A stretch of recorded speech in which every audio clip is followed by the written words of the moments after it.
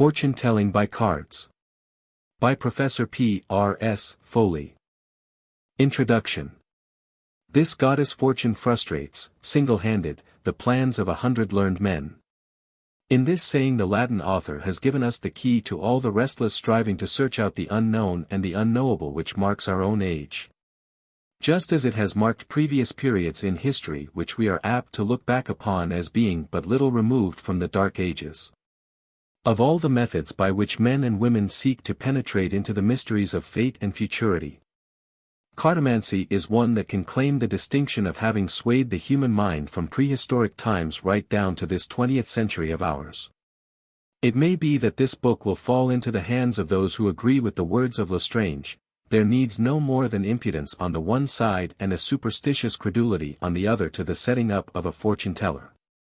This attitude of cynical superiority is sometimes genuine, but in many cases if we could read what lies beneath the surface we should find that it is but a cloak worn to conceal a lurking fear, an almost irritated condition of mind, born of a half-confessed faith in the power at which it is so easy to scoff. There is a vein of superstition in every human heart, and many men who have played a great part in the world's history have not been ashamed to seek help from occultists.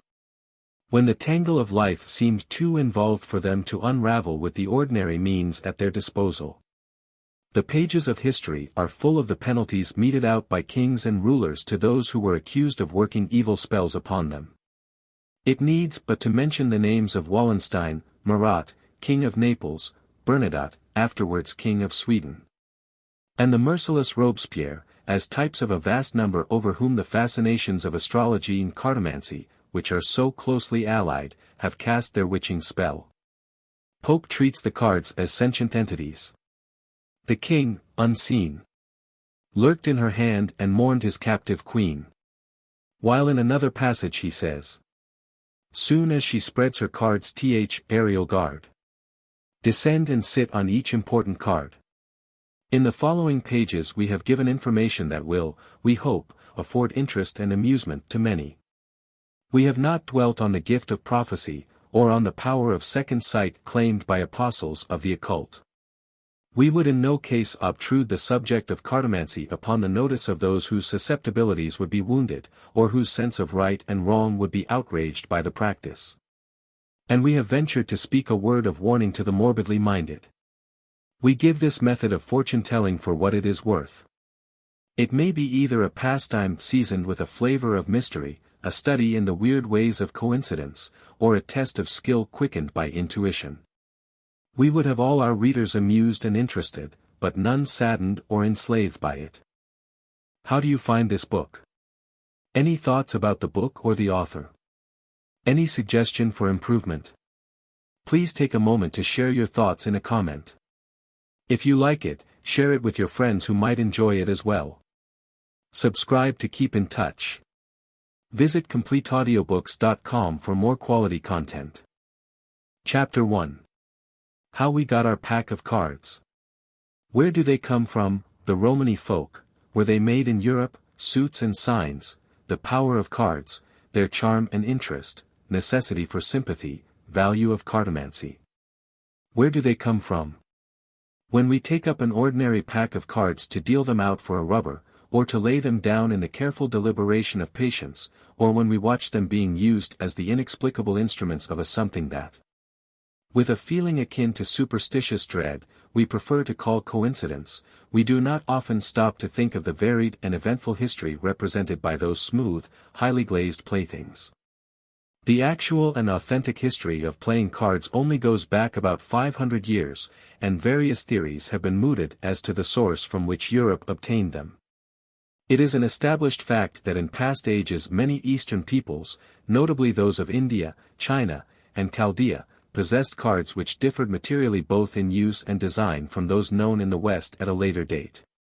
It is impossible to trace these prehistoric beginnings of card lore, but there seems little doubt that the wise men of Eastern lands regarded their cards with none of the contempt usually bestowed upon them in the West. They held them in high esteem as mediums for the partial revelation of the unknowable, and included them as a part of their mystic lore. The Romany folk.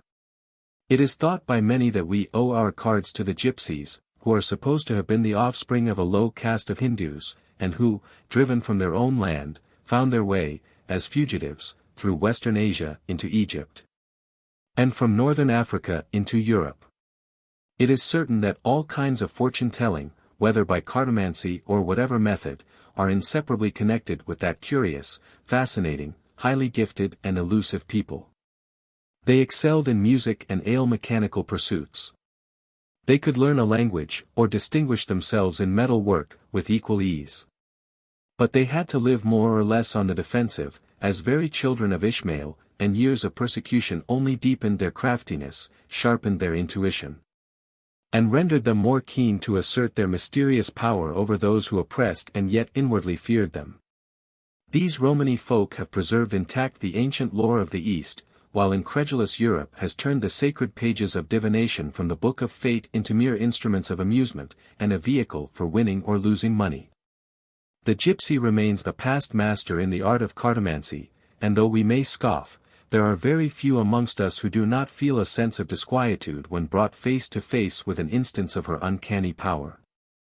We can afford to laugh when the sun of our lives is shining brightly and all is well in mind and body, but there come dark days in the lives of all, and then some are impelled to seek the aid of these weird sons and daughters of an unknown land.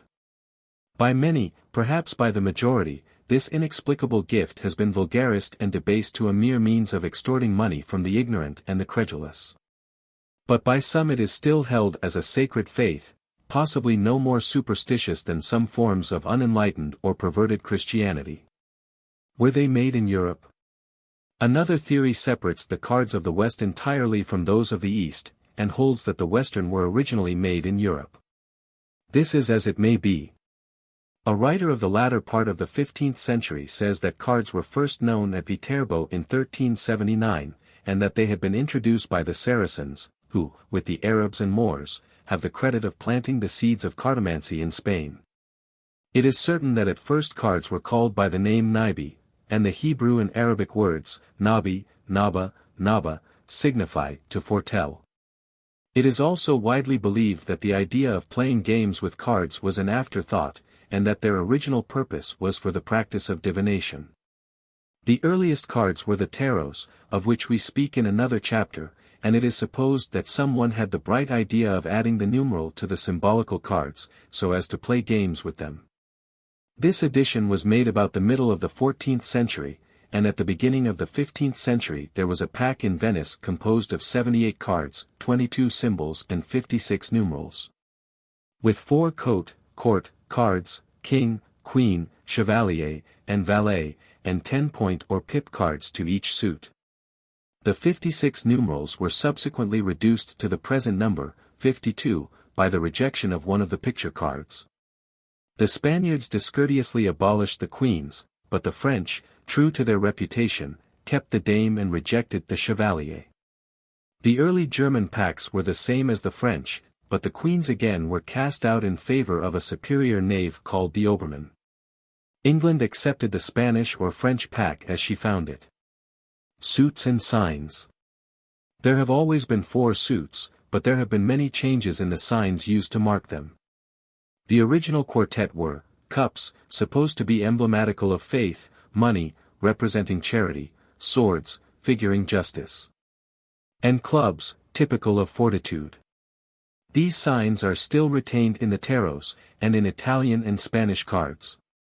Old German packs have bells, hearts, leaves, and acorns. And during the 15th century the French adopted spades, pique, hearts, clubs, trefoil, and diamonds. There is some difficulty in tracing how we come by the word spade in this connection. It has been thought to be a corruption of the Italian word spade, meaning swords. It is not known why the French should have called this suit pique. Our suit of clubs is known by the French as trefoil, from their drawing the sign like the trefoil. And the Germans call it eichel from its resemblance to an acorn. Our name is supposed to show Italian influence, though where the connection between the word bottoni and our sign is to be found, I am at a loss to say. The heart sign needs no explanation, and is found in French, German, and English packs. It corresponds to the Spanish and Italian sign of cups. By some curious evolution the signs of money in bells were squared into the French carreaux, our diamonds. Many of the packs used in the 14th century were of the most artistic and costly nature, and in some cases the court cards were drawn so as to represent historic characters. The power of cards. Fierce controversies have ranged round these apparently simple pieces of glazed pasteboard. They have exercised such an irresistible fascination upon the minds of men and women of all grades and ages that others have risen in wild revolt against this power, which had no attraction for them, and which they longed to crush out of existence. There are still those amongst us who will not have a card in the house, and who, even if they do not use it, acquiesce in the term, the devil's books, which has been applied to the pack. With their use for gambling purposes we have nothing to do here. As the instruments of cartomancy we give them our respectful consideration. We would urge those of a morbid and unhealthy turn of mind to beware of letting this practice take too strong a hold upon them. No reasonable being need be ashamed of confessing a certain fear of the unseen and the unknowable. But, on the other hand, no sane person would take a pack of cards as the rule and guide of life, the final court of appeal in any matters of moment. Their charm and interest. There is much amusement to be derived from the study of cartomancy, and it is not to be denied that there are certain persons who appear to have the power of making the meaning of the cards vivid and convincing. While in the hands of others there seems neither rhyme nor reason in their manipulation of the most carefully shuffled pack. We may call things by what name we will, but strange coincidences meet us at every turn, and now and then there seems but the thinnest veil between us and the future, which is so sedulously hidden from us. There has been a great revival of interest in all matters relating to occultism in the immediate past, and if we are to believe what we read and hear, educated men and women of today are going to have their fortunes told as eagerly as did the great men and famous women of France during the stormy period of the Revolution, and under the sway of the great Napoleon himself. Many curious and convincing instances of accurate foreshadowing of future events are told with regard to the famous Mademoiselle Lenormand and other cartomancers who held undisputed sway over the minds of society at a time when credulity was supposed to have been cast off with the trammels of a worn-out creed. So when the fortune-tellers of the 20th century take a pack of cards and proceed to read the mysteries revealed therein, they are following the example of the wise men of Chaldea, Egypt, and China, the flowery land of the East. To say nothing of their European predecessors. Divination by cards, therefore, is of great antiquity and of worldwide popularity. Formerly it was combined with a knowledge of astrology. But now it is considered sufficient to follow the general rules laid down by one or two famous cartomancers, and to rely on intuition and experience for details. Necessity for sympathy. Anyone with the slightest knowledge of occultism is aware that sympathy with the inquirer or subject is essential. It is true that cold reason tells us that the cards are pieces of pasteboard and nothing more, and that it is the height of absurdity to expect any revelation. Yet, in dealing with them, human sympathy may discern something of our perplexities, and all unconsciously set our feet on the right path. Value of cartomancy. In the following pages there are several methods of divination by cards. Anyone observing the rules can learn the signification of the cards, and while a study of the combinations they resolve into in the hands of different people will always provide a fund of amusement. It may also, in all seriousness I say it, inspire hope in the place of despair, assuage sorrow, and send the inquirer away comforted. Surely no insignificant result. Chapter 2.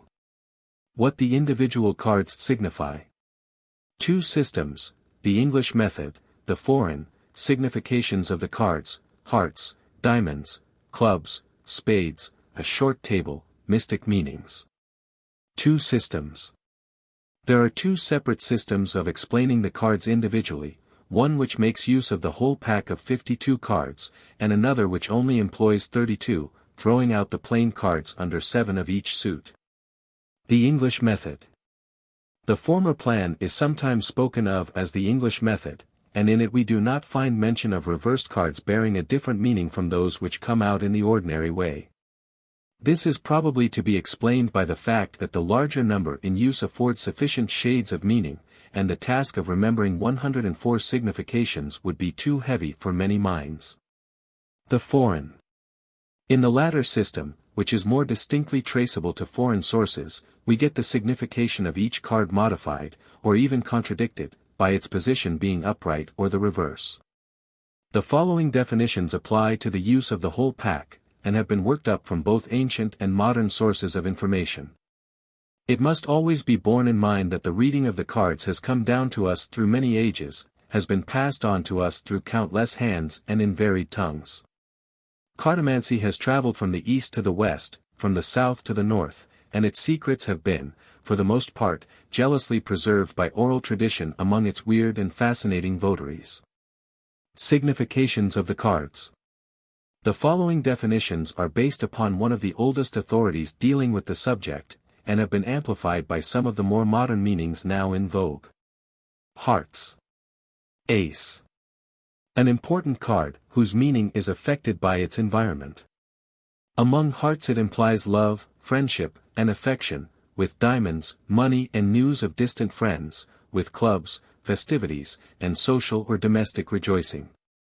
With spades, disagreements, misunderstandings, contention, or misfortune, individually, it stands for the house. King. A good-hearted man, with strong affections, emotional, and given to rash judgments, possessing more zeal than discretion. Queen. A fair woman, loving and lovable, domesticated, prudent, and faithful. Knave. Not endowed with any sex. Sometimes taken as Cupid, also as the best friend of the inquirer, or as a fair person's thoughts. The cards on either side of the knave are indicative of the good or bad nature of its intentions. 10. A sign of good fortune. It implies a good heart, happiness, and the prospect of a large family. It counteracts bad cards and confirms good ones in its vicinity. 9. The wish card. It is the sign of riches, and of high social position accompanied by influence and esteem. It may be affected by the neighborhood of bad cards. 8. The pleasures of the table, convivial society. Another meaning implies love and marriage. 7. A faithless, inconstant friend who may prove an enemy. 6. A confiding nature, liberal, open-handed, and an easy prey for swindlers. Courtship, and a possible proposal. 5. Causeless jealousy in a person of weak, unsettled character. 4. One who has remained single till middle life from being too hard to please. 3. A warning card as to the possible results of the inquirer's own want of prudence and tact. Deuce. Prosperity and success in a measure dependent on the surrounding cards, endearments and wedding bells. Diamonds. Ace. A ring or paper money. King. A fair man, with violent temper, and a vindictive, obstinate turn of mind. Queen. A fair woman, given to flirtation, fond of society and admiration. Knave. A near relative who puts his own interests first, is self-opinionated, easily offended, and not always quite straight. It may mean a fair person's thoughts. 10. Plenty of money, a husband or wife from the country, and several children. 9. This card is influenced by the one accompanying it. If the latter be a court card, the person referred to will have his capacities discounted by a restless, wandering disposition. It may imply a surprise connected with money, or if in conjunction with the 8 of spades it signifies cross swords. 8. A marriage late in life, which will probably be somewhat checkered. 7. This card has various meanings. It enjoins the need for careful action. It may imply a decrease of prosperity. Another reading connects it with uncharitable tongues. 6. An early marriage and speedy widowhood. A warning with regard to second marriage is also included. 5. To young married people this portends good children. In a general way it means unexpected news, or success in business enterprises. 4. Breach of confidence. Troubles caused by inconstant friends, vexations and disagreeables. 3. Legal and domestic quarrels, and probable unsappiness caused by wife's or husband's temper. Deuce. An unsatisfactory love affair, awakening opposition from relatives or friends. Clubs. Ace. Wealth, a peaceful home, industry, and general prosperity. King. A dark man of upright, high-minded nature. Calculated to make an excellent husband, faithful and true in his affections. Queen. A dark woman with a trustful, affectionate disposition, with great charm for the opposite sex, and susceptible to male attractions. Knave. A generous, trusty friend, who will take trouble on behalf of the inquirer. It may also mean a dark man's thoughts. 10. Riches suddenly acquired, probably through the death of a relation or friend. 9. Friction through opposition to the wishes of friends. 8. Love of money, and a passion for speculating. 7. Great happiness and good fortune. If troubles come, they will be caused by one of the opposite sex to the inquirer. 6. Success in business both for self and children. 5. An advantageous marriage. 4. A warning against falsehood and double dealing. 3. 2 or possibly 3 marriages, with money. Deuce. Care is needed to avert disappointment, and to avoid opposition. Spades. Ace. It may concern love affairs, or convey a warning that troubles await the inquirer through bad speculations or ill-chosen friends. King. A dark man. Ambitious and successful in the higher walks of life. Queen. A widow, of malicious and unscrupulous nature, fond of scandal and open to bribes. Knave. A well-meaning, inert person, unready in action though kindly in thought. 10. An evil omen, grief or imprisonment. Has power to detract from the good signified by cards near it. 9. An ill-fated card, meaning sickness, losses, troubles, and family dissensions. 8. A warning with regard to any enterprise in hand, this card close to the inquirer means evil. Also opposition from friends. 7. Sorrow caused by the loss of a dear friend. 6. Hard work brings wealth and rest after toil. 5. Bad temper and a tendency to interfere in the inquirer, but happiness to be found in the chosen wife or husband. 4. Illness and the need for great attention to business. 3. A marriage that will be marred by the inconstancy of the inquirer's wife or husband, or a journey. Deuce. A removal, or possibly death. In connection with the foregoing detailed explanation of the meanings of each card in an ordinary pack, we append a short table, which may be studied either separately or with the preceding definitions. It gives at a glance certain broad outlines, which may be of use to one who wishes to acquire the art of reading a card directly it is placed before the eye. A short table. Prudence, Ace of clubs. 6 of spades. Wealth. 9 of hearts. 2. 7 clubs. 10 diamonds. 10 clubs. Rejoicing. 8 of hearts. Early marriage. 2 of clubs. 6 diamonds. 3 clubs. 5 clubs. Credulity. 6 of hearts. Jealousy. 5 of hearts. Unfaithfulness. King of diamonds. 4 of diamonds. 3 clubs. 7 hearts. Late marriage. 8 of diamonds. 4 clubs. Prosperity. 10 of hearts. 2. 7 clubs. 6. Discretion needed. 3 of hearts. 7 diamonds. 2. 2 clubs. 4 spades. Presage. Misfortune. 10 of spades. 9. 8. 7. 3. 2. 3 diamonds. 9 clubs. Mystic meanings. There is fascination in certain calculations, and the following figures are not without a deep interest to those attracted by the study of cartomancy. The 52 cards in the pack correspond with the 52 weeks in the year. The 13 cards in each suit symbolize the 13 lunar months, and the 13 weeks in each quarter. There are 4 suits, as there are 4 seasons in the year. There are 12 court cards in the pack, just as there are 12 calendar months and 12 signs of the zodiac. A curious calculation. Number of pips on the playing cards of the 4 suits 220. Court 12 court cards, counted as 10 each 120 number of cards in each suit 13 equal to the number of days in the year 365. Chapter 3. The selected pack of 32 cards. Reduced pack generally used, how to indicate reversed cards, meaning of hearts, diamonds, clubs, spades. Reduced pack generally used. The practice of using only 32 cards in telling fortune is very general, especially in those systems which have been adopted from or based upon a foreign source.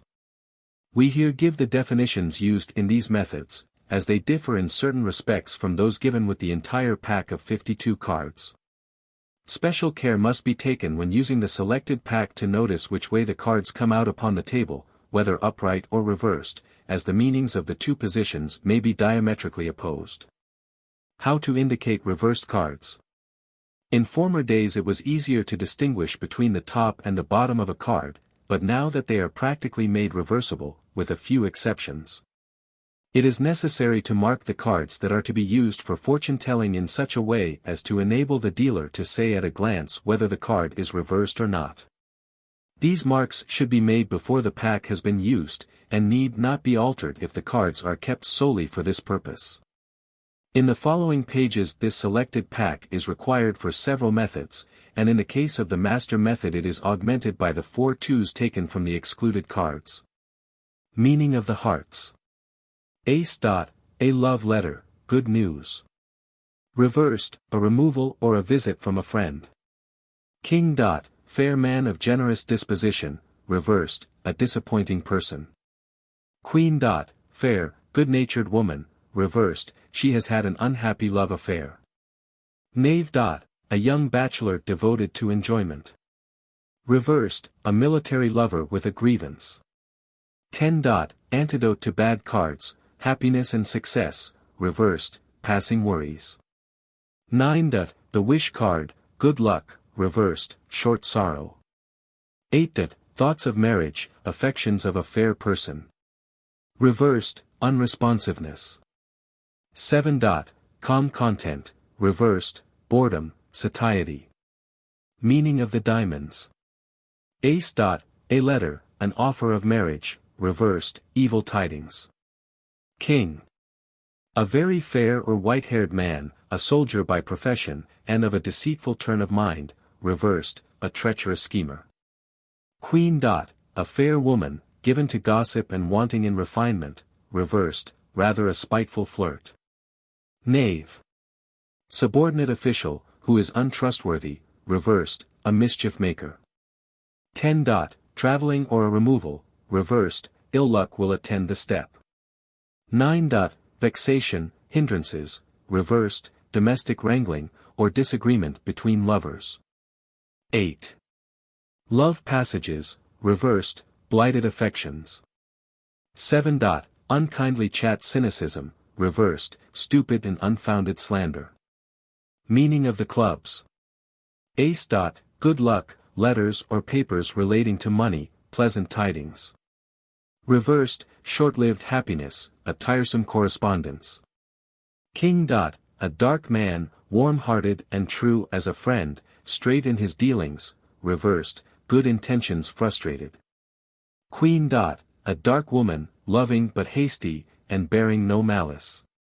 Reversed, harassed by jealousy. Knave. A ready-witted young man, clever at his work and ardent in his love, reversed, irresponsible and fickle. 10.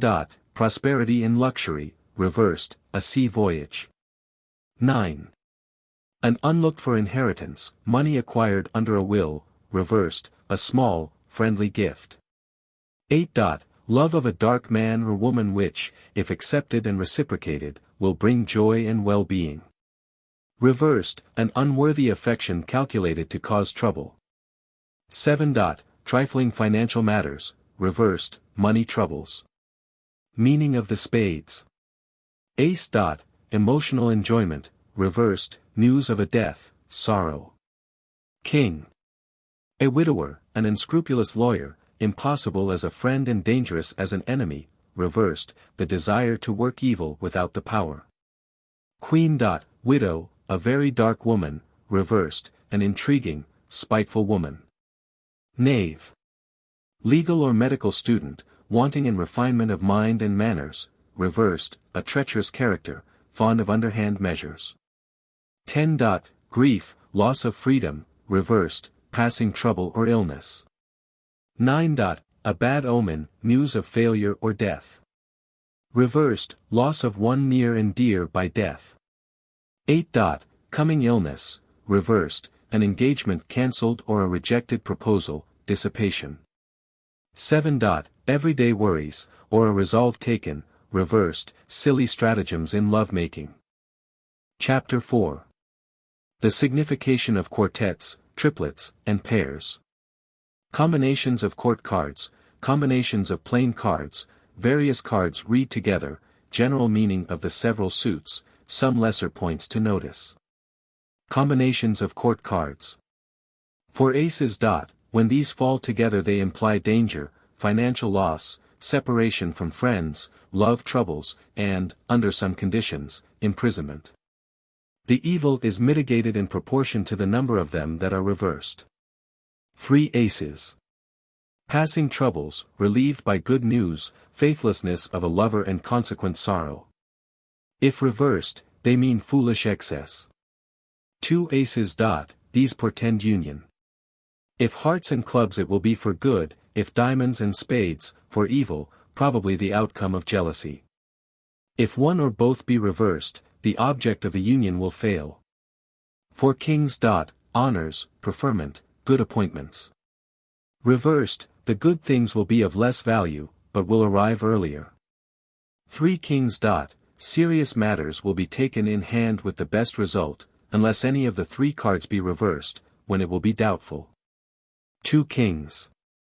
Cooperation in business, upright conduct and prudent enterprises to be crowned with success. Each one reversed represents an obstacle. All 3 reversed spell utter failure. 4 queens. A social gathering which may be spoilt by one or more being reversed. 3 queens. Friendly visits. Reversed, scandal, gossip, and possibly bodily danger to the inquirer. 2 queens. Petty confidences interchanged, secrets betrayed, a meeting between friends. When both are reversed there will be suffering for the inquirer resulting from his own acts. Only one reversed means rivalry. 4 knaves. Roistering and noisy conviviality. Any of them reversed lessens the evil. 3 knaves. Worries and vexations from acquaintances, slander calling the inquirer's honor in question. Reversed, it foretells a passage at arms with a social inferior. 2 knaves. Loss of goods, malicious schemes. If both are reversed the trouble is imminent, if one only, it is near. Combinations of plain cards. 4 tens. Good fortune, wealth, success in whatever enterprise is in hand. The more there are reversed, the greater number of obstacles in the way.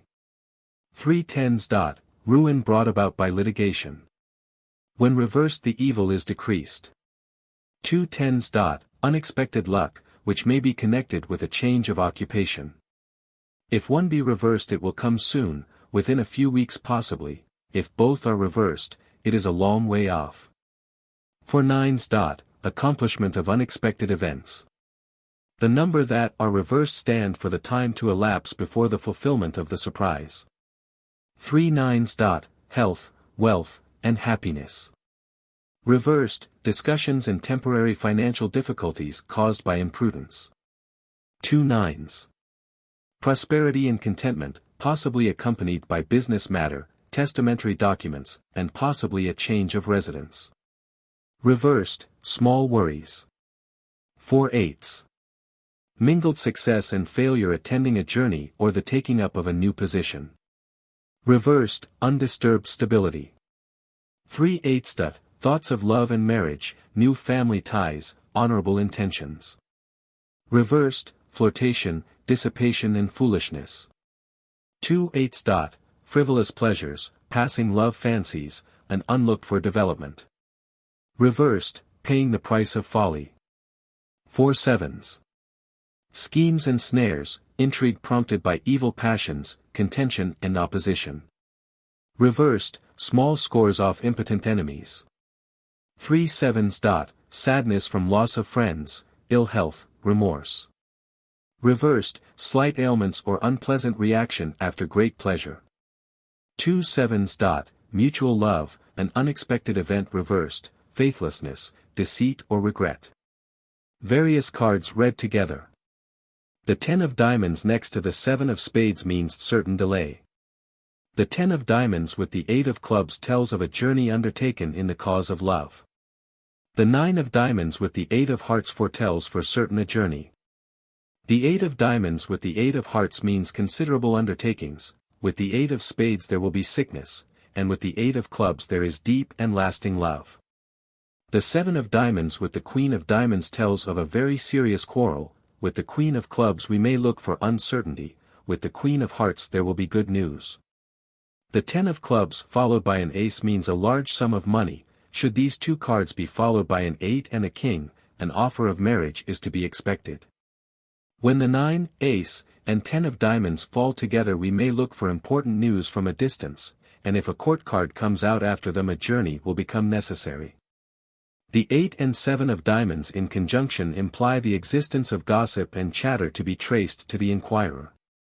When the king, queen, knave, and ace of one color appear in sequence it is a sign of marriage. Should the queen of spades and the knave of hearts be near, it shows there are obstacles in the way. The proximity of the 8 of spades bodes ill to the couple in question, but their happiness will be assured by the presence of the 8 of hearts and the 8 of clubs. The ace of diamonds and the 10 of hearts also foretell wedding bells. The 7 of spades, with either a court card or the 2 of its own suit, betrays the existence of a false friend. The 8 and 5 of spades coming together tell of jealousy that will find vent in malicious conduct. A number of small spades in sequence are significant of financial loss, possibly amounting to ruin. The King of Hearts and the 9 of Hearts form a lucky combination for lovers. The 9 of clubs joined to the 9 of hearts is indicative of affairs connected with a will likely to benefit the inquirer. The Queen of spades is the sign of widowhood, but if accompanied by the knave of her own suit she is symbolical of a woman who is hostile and dangerous to the inquirer. General meaning of the several suits. Hearts, as might well be supposed, are specially connected with the work of Cupid and Hymen. The suit has also close reference to affairs of the home and to both the domestic and social sides of life. Diamonds are mainly representative of financial matters. Small and great, with a generally favorable signification. Clubs are the happiest omens of all. They stand for worldly prosperity, a happy home life with intelligent pleasures and successful undertakings. Spades, on the other hand, forebode evil. They speak of sickness, death, monetary losses and anxieties, separation from friends and dear ones, to say nothing of the minor worries of life. They are also representative of love, unaccompanied by reverence or respect, and appealing exclusively to the senses. Some lesser points to notice. When a number of court cards fall together it is a sign of hospitality, festive social intercourse, and gaiety of all kinds. Married people who seek to read the cards must represent their own life partner by the king or queen of the suit they have chosen for themselves, regardless of anything else. For example, a very dark man, the king of spades, must consider his wife represented by the queen of spades, even though she may be as fair as a lily and not yet a widow. Bachelors and spinsters may choose cards to personate their lovers and friends according to their coloring. 2 red 10s coming together foretell a wedding, and 2 red 8s promise new garments to the inquirer. A court card placed between 2 cards of the same grade, for instance, 2 9s, 2 7s, and shows that the one represented by that card is threatened by the clutches of the law, and may be lodged at His Majesty's expense. It is considered a good augury of success when, in dealing the cards out, those of lesser value than the knave are in the majority, especially if they are clubs. Should a military man consult the cards, he must always be represented by the King of Diamonds.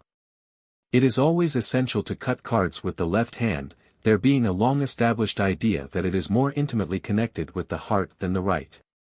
A round table is generally preferred by those who are in the habit of practicing cartomancy. It is a matter of opinion as to whether the cards speak with the same clearness and accuracy when consulted by the inquirer without an intermediary. The services of an adept are generally supposed to be of great advantage, even when people have mastered the rudiments of cartomancy themselves.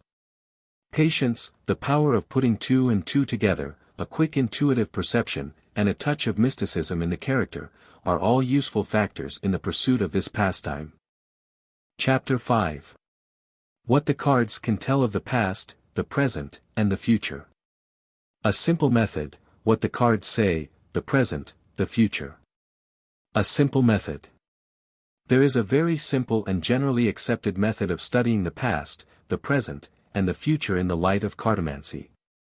The selected pack of 32 cards is required, and they must be shuffled and cut in the ordinary way. After the cut, the packs must not be placed one upon the other until the top card of the lower one and the bottom card of the upper one have been placed aside to form the surprise. The remaining 30 cards are then to be dealt into 3 equal packs which, beginning at the left, represent respectively the past, the present, and the future. We will suppose that the Knave of Hearts, a pleasure-seeking young bachelor, is the inquirer. The 10 cards representing the past are as follows. The Queen of Clubs, reversed. The King of Diamonds, reversed. The 10 of Clubs, reversed. The 9 of Diamonds. The 8 of Clubs. The Ace of Diamonds, reversed. The Ace of Hearts, reversed. The Knave of Spades, reversed. The Queen of Spades, reversed. The 8 of Diamonds. There are 3 pairs among the 10. 2 queens, both reversed, which remind the inquirer that he has had to suffer from the consequences of his own actions. The 2 aces, also both reversed, refer to some partnership into which he entered with good intentions but which was doomed to failure. The 2 eights speak of his frivolous pleasures and countless evanescent love affairs. What the cards say. We will now see what the cards have to say, taken in order. We begin with the Queen of Clubs, reversed, a dark woman tormented by jealousy, in which she was encouraged by the King of Diamonds, reversed, who is a treacherous schemer, wishing no good to the inquirer. The 10 of Clubs tells of a sea voyage, and is followed by the 9 of Diamonds, showing that there were vexations and annoyances on that voyage. The 8 of Clubs speaks of the inquirer's having possessed the affections of a dark woman, who would have contributed largely to his prosperity and happiness. The Ace of Diamonds, reversed, represents evil tidings that reached him in connection with the Ace of Hearts, reversed, which stands for a change of abode, and emanating from the Knave of Spades, reversed, a legal agent who was not to be trusted. There was also the Queen of Spades, a designing widow, with whom he had, the 8 of Diamonds, certain love passages. The present. The 10 cards in the center pack are as follows. Ace of Spades, reversed. 7 of Diamonds. 8 of Hearts. Queen of Hearts. 7 of Hearts. Queen of Diamonds, reversed. 9 of Spades.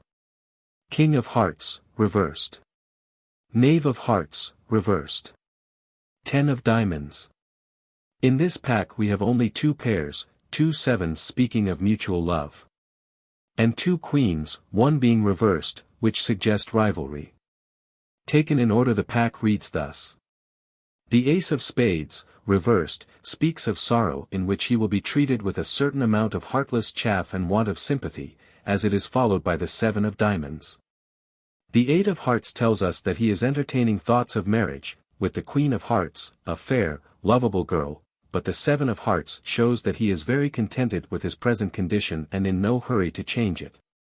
He is amusing himself with the Queen of Diamonds, reversed, who is a born flirt, but more spiteful than he suspects, and who is next to the worst card in the pack, the Nine of Spades, indicative of the harm she does to him, and the failure of his matrimonial plans.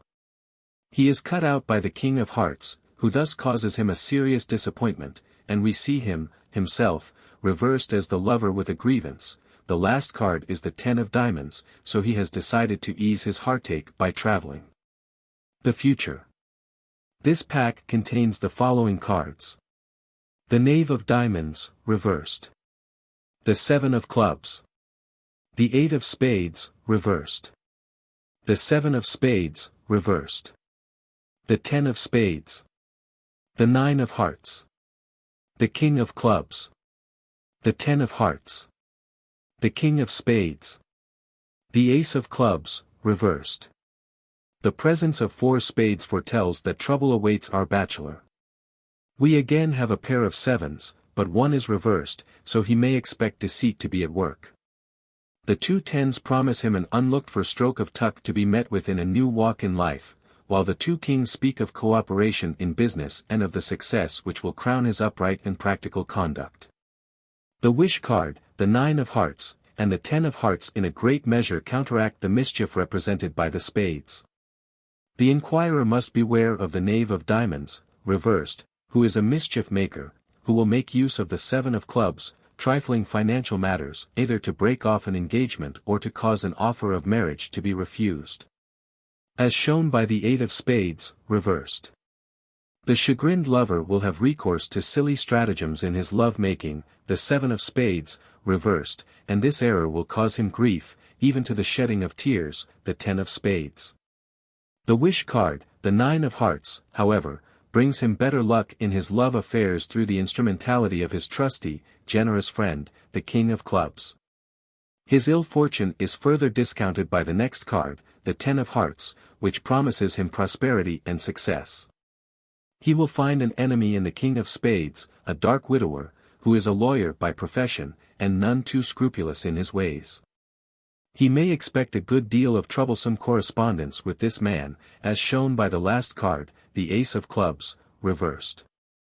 The subject of this correspondence is possibly to be found in the surprise, which consists of the Nine of Clubs, reversed, meaning an unexpected acquisition of money under a will. He will do well to take heed when in the companionship of the Knave of Clubs, reversed, the second card of the surprise, for he is a flatterer and a somewhat irresponsible character. Chapter 6. Your Fortune in 21 Cards. A reduced pack, an example, the 3 packs, the surprise. This method requires a pack of 32 cards, although only 21 of them are actually used in the process. The whole pack must be well shuffled and cut with the left hand. The dealer then takes off the first 11 cards and throws them aside. From the 21 left in his hand he takes the uppermost card and places it apart for the surprise, before dealing out the other 20 and placing them in order on the table before him. If the card representing the inquirer is not among them, the whole process must be repeated from the beginning. The signification of the cards must be read, taking care to notice any set of 2, 3, or 4 of a kind, as their collective meaning should be added to the individual explanation. After this has been done, the 20 cards should be taken in order, starting from the left, and their meanings linked up together as a continuous message. The cards must now be taken up again, shuffled, and cut as before. The dealer then makes them into 3 packs, having been careful to place the first card apart for the surprise. 2 of the packs will consist of 7 cards, the third of only 6. The inquirer is then asked to choose one of the packs, which must be exposed face upwards, moving from left to right, and these 6 or 7 cards, as the case may be, should be read according to their significations. This operation is repeated 3 times, so that at the finish, the surprise consists of 3 cards, which are exposed and read last of all. An example. The accompanying example will make the foregoing explanation more lucid and interesting. We will take the Knave of Clubs as the representative of the inquirer, a dark, clever, well-intentioned young man. The 21 cards come out in the following order, beginning from the left. The King of Spades. Queen of Hearts, reversed. Ace of Hearts. Knave of Clubs. Ace of Spades, reversed. Ace of Clubs. Knave of Hearts. King of Hearts. Queen of Spades, reversed. Nine of Hearts. Knave of Diamonds. Ten of Spades. Ace of Diamonds, reversed. King of Diamonds. Seven of Diamonds. Eight of Diamonds. Eight of Spades, reversed. Seven of Clubs, reversed. Nine of Clubs, reversed. Nine of Diamonds. The surprise, placed apart. Before taking the individual significance of each card, we will look at some of the combinations. There are the four aces, telling of bad news, relating to trouble through the affections, but two being reversed mitigate the evil, and give a ray of hope to the inquirer. The three kings tell of an important undertaking which will be discussed and carried through successfully by the young man, who has excellent abilities. The two queens, both reversed, warn the inquirer that he will suffer from the result of his own actions, more especially as the Queen of Spades in an inverted position represents a malicious and designing widow. It will be found as the process develops that she is very much to the fore with regard to the inquirer's affairs. The three knaves confirm the foregoing reading, for they betoken annoyances and worries from acquaintances, ending even in slander. The three nines, one of them reversed, speak of happiness and entire success in an undertaking, though the inversion shows that there will be a slight, passing difficulty to overcome. The two eights refer to flirtations on the part of the inquirer, and one being reversed warns him that he will have to pay for some of his fun. The two sevens tell of mutual love between the young man and the lady of his choice, but as the one is reversed there will be deceit at work to try and separate them. Now let us see what the 20 cards have to say taken consecutively. We start off with the King of Spades, a clever, ambitious, but unscrupulous man who has been instrumental in thwarting the love affairs of the fair, lovable, and tender-hearted woman, the Queen of Hearts, upon whom the inquirer has set his affections. The Ace of Hearts following her is the love letter she will receive from the inquirer, the Knave of Clubs. But he is next to the Ace of Spades, reversed, foretelling grief to him, which may affect his health, and the Ace of Clubs coming immediately after points to the cause being connected with money. The next three cards are court cards, and that means gaiety, in which the inquirer will be mixed up with a lively young bachelor, the Knave of Hearts, a fair, generous, but hot-tempered man, the King of Diamonds, and the malicious, spiteful widow represented by the Queen of Spades, reversed. The inquirer will meet with pleasure, caused by success, the Nine of Hearts. But this is closely followed by the Knave of Diamonds, an unfaithful friend, who will try to bring disgrace, the Ten of Spades, upon his betters, and will write a letter containing unpleasant news, the Ace of Diamonds, reversed, which will concern or be prompted by the King of Diamonds, a military man who has a grievance with regard to his love affairs and who is not above having recourse to scandal, the Seven of Diamonds, to avenge his wounded vanity.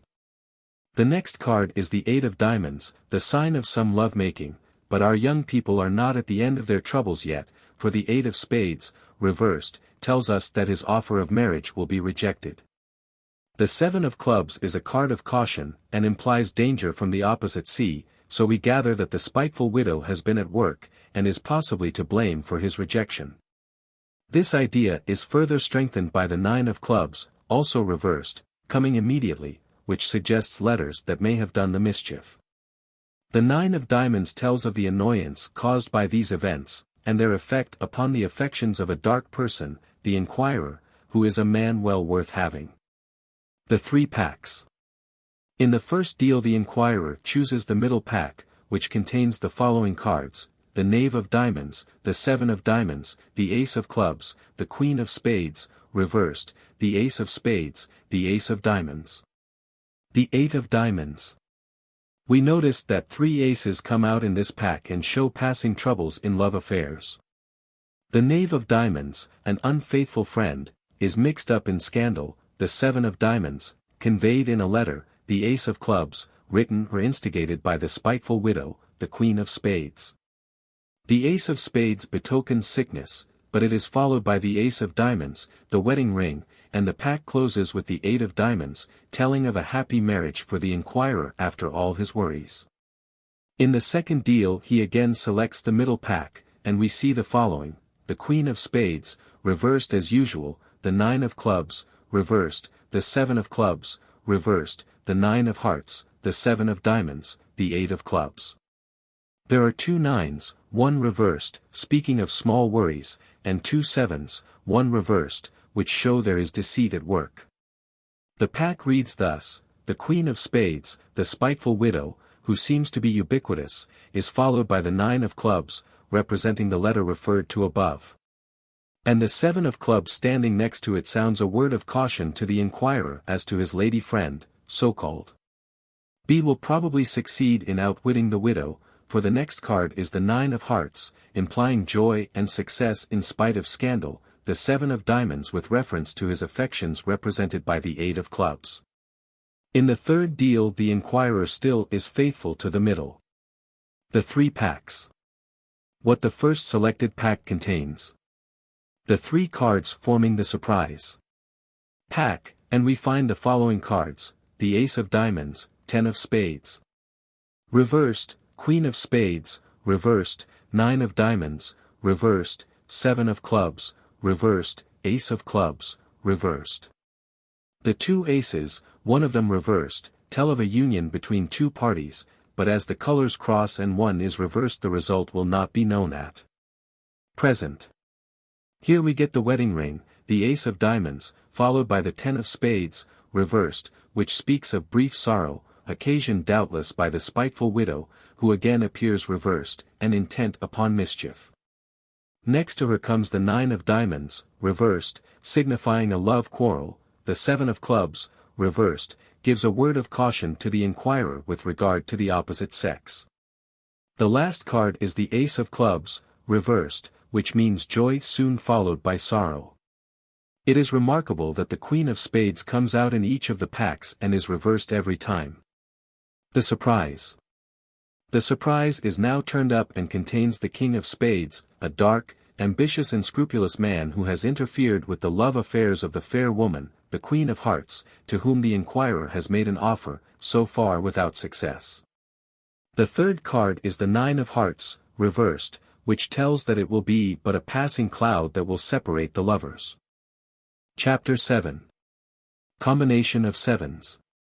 A method with selected cards, general rules, how to proceed, reading of the cards, signification of cards, some combinations, a typical example, further inquiries, the 7 packs. A method with selected cards. This method is very simple, and as it takes but a short time, is more suitable when there are many fortunes to read. A little practice will soon enable a would-be cartomancer to construe the various combinations, as there are so few cards to remember. It may be objected that meanings are now given different from those taught in the first method. This is certainly a fact, but it also an advantage. One method may suit one person's abilities and intuitiveness better than another, and so enable a more comprehensive reading to be given from the diminished pack than from the full tarot pack. General rules. 32 cards only are selected from an ordinary pack of playing cards. In each suit the ace, king, queen, knave, 10, 9, 8, and 7 are retained, all the others, those from 2 to 6 inclusively, are discarded. The cards must be shuffled and cut into 3 sections by the inquirer, each cut being turned face upwards. The manipulator must carefully note the result of these cuts, as they give an indication of what is coming. Then the center pack is to be takes first, the last neat, and the first last of all. Holding this newly arranged pack in the left hand, draw off 3 cards, and facing them upwards, select the highest card of any suit that may appear. Retain this one and put the others aside for the next deal. Proceed in this way until you have finished the pack, then shuffle all the discard together, and repeat until you have any number over 21 on the table. If 3 cards of any suit should appear, or 3 cards of the same value, they are all to be taken. It must not be forgotten that the cards are also selected from the cuts, and should the lifting of one card reveal another of greater value of the same suit exposed, then that also is retained. How to proceed? The first question to decide is which card will represent the inquirer. This is generally settled according to the complexion: diamonds for the very fair, hearts, those of medium coloring, clubs for brunettes with brown hair, and spades for those of dark complexion. This suit also represents elderly people. A king represents a man, and a queen a woman. This representative card is not to be drawn out. It is shuffled with the others, and taken when it is the highest of its suit. The only exception to this rule is, when there have been already 21 or more cards selected, then it must be taken from the remainder and placed last of all. Reading of the cards. The reading in this method is from left to right, and the cards are to be placed in a semicircle or horseshoe, in the order they are drawn. Court cards represent people, and the numbers relate to events. Generally diamonds relate to money and interest, hearts, to the affections, clubs, to business, spades, to the more serious affairs of life. The signification of each card is given separately, as well as of some of the combinations, and an example of a fortune is worked out, the study of which will more easily enable a student to understand this method. Signification of cards. Hearts. King. A man with brown hair and blue eyes. Queen. A woman of similar complexion. Knave. A friend with good intentions. 10. Marriage. 9. Wish. 8. Affection. 7. Friendship. Ace. House. Diamonds. King. A fair man. Queen. A fair woman. Knave. A friend. 10. Wealthy marriage. 9. Rise in social position. 8. Success with speculation. 7. A good income. Ace. A wedding or present of jewelry. Clubs. King. A man who is neither fair nor dark. Queen. A woman in middle life. Knave. A business friend. 10. Journey by water. 9. Successful business. 8. Pleasure in society. 7. A business affair. Ace. A letter, check, or legal document. Spades. King. A dark man. Queen. A dark woman, or widow. Knave. Personal thoughts. 10. A journey by land. 9. Illness or sorrow. 8. A loss. 7. A disagreement. Ace, right way. Responsible position in the service of the crown. Ace, upside down. Sorrow or death. Some of the combinations. 3 kings, a new friend, 2 kings and a knave, meeting with an old friend, 3 knaves, legal business, 3 queens, a disagreement with women, 3 tens, very fortunate combination. If the 10 of clubs and the 10 of hearts appear with the 10 of diamonds, it will easily be seen that a wealthy marriage will take place after a journey across the water. 3 nines, very speedy good news, 3 eights, a removal. 3 sevens, speedy news, but not altogether satisfactory, 3 aces, very good fortune, the ace of clubs and the ace of diamonds would signify an offer of marriage by letter. The ace and 9 of hearts mean that you will have the realization of your heart's desire in your own house, the ace and 9 of spades, that sorrow and death will come to your family. The king and queen of any suit, with the 10 of hearts, is a sign that you will hear of a marriage shortly. A typical example. Now we will proceed to read a fortune, and for the subject we will take the queen of hearts. The first shuffle and division of the pack into 3 reveals 3 hearts, king, knave, and 7, which indicates that the lady whom the queen represents has a firm man friend, who is neither fair nor dark. These 3 cards are taken and laid in order, beginning on the left hand. Then the packs having been taken in order as described, and held in the left hand, the fortune teller proceeds to draw off 3 cards, and make his selection according to the rule. The pack being finished, the process is repeated twice more. In 3 deals the fortune of the Queen of Hearts revealed the following cards, and if a student will take a pack of cards and select the same, he can judge how the various combinations may be read.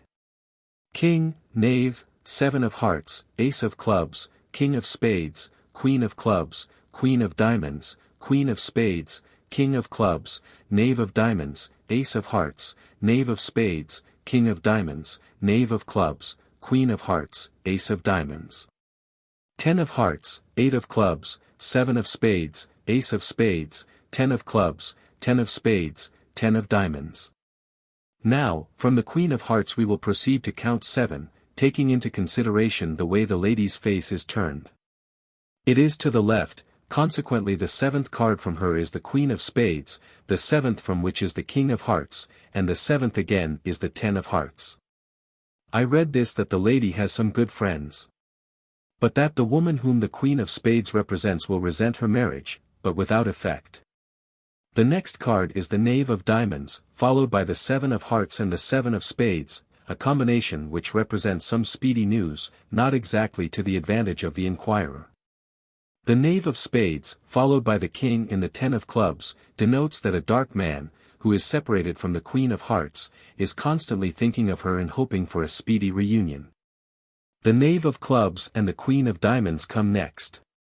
Knaves and women form a conjunction that never brings good luck, but in this case they are followed by the 10 of Diamonds, one of the most fortunate cards in the pack. The Ace of Diamonds and the King of Clubs follow, which means an offer of marriage shortly. The Queen of Hearts is indeed a sad coquette, for there is no indication that she accepts this, as the Knave of Hearts, with the 8 of Clubs and the Ace of Hearts, are quickly on the scene. It appears that there is another wooer who comes to her home and is received with pleasure. More serious affairs appear now.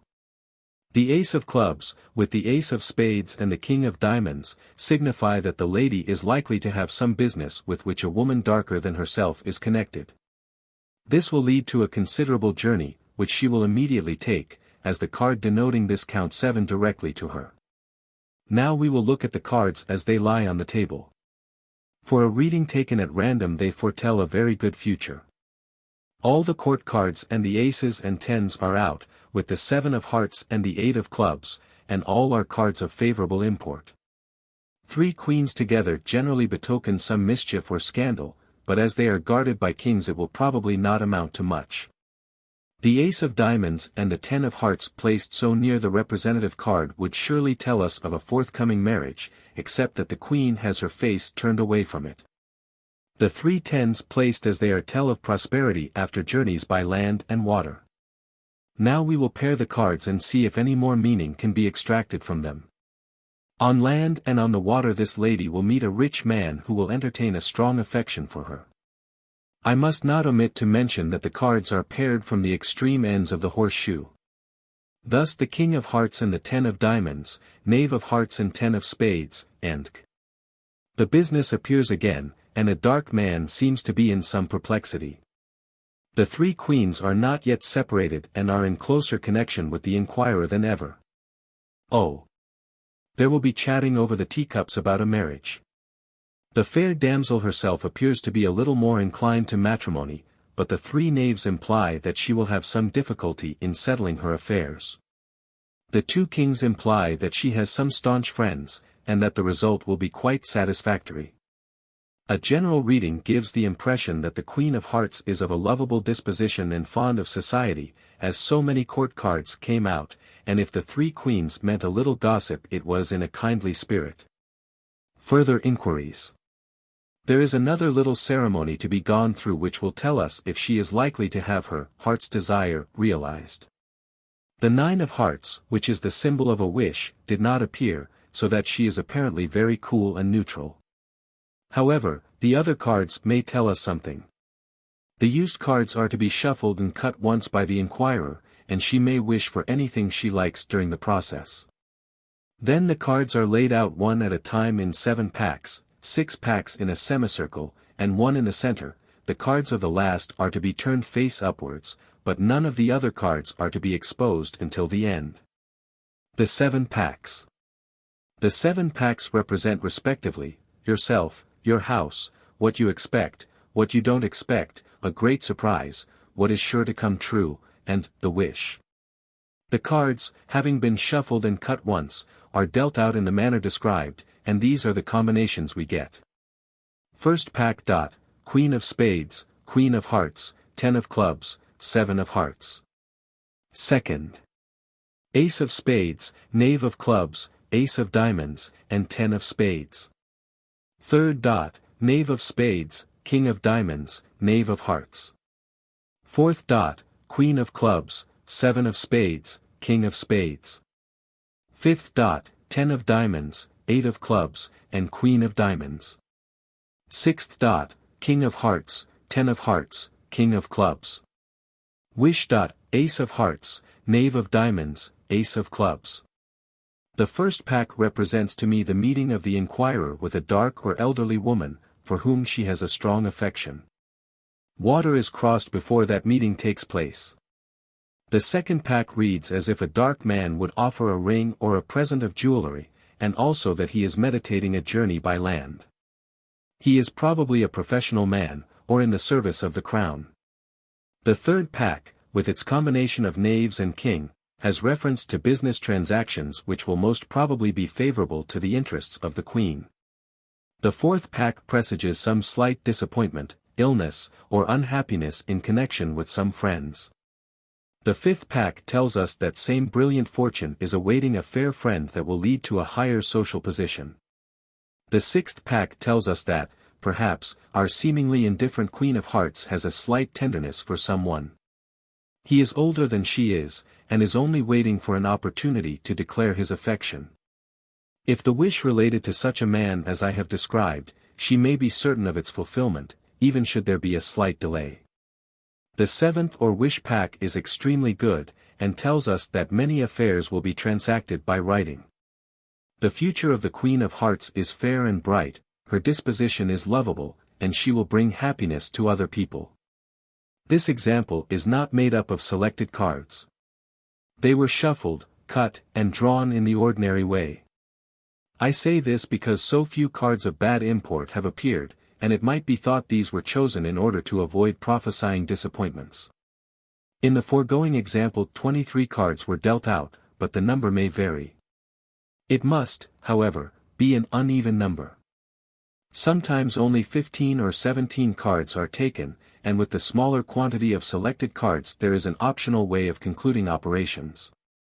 After having read the pairs, the cards are gathered up, shuffled, and cut into 3 packs instead of 7. These 3 are placed in a row, and a 4th card is put apart for the surprise. The inquirer is requested to choose one of the 3 packs, which represent respectively for the house, for those who did not expect it, and for the inquirer, the last being decided by the choice of the person in question. When these 3 packs have been duly read, all the cards are again taken up except the surprise, which is left face downwards on the table, and dealt out again. The same process being repeated 3 times until there are 3 cards set aside for the surprise. These are read last of all, and form the concluding message to the inquirer. Let's hope it may be a cheerful one. Chapter 8. Another method. General outline, signification of cards, how to consult the cards, an illustration, its reading. Here again the pack of 32 cards is used, the cards from 2 to 6 inclusively being discarded, as in, the combination of 7s. General outline. The general meaning pertaining to each suit is as follows: the court cards bear the signification of people, and the king, queen, and knave in each suit suggest relationship. The kings indicate the profession followed.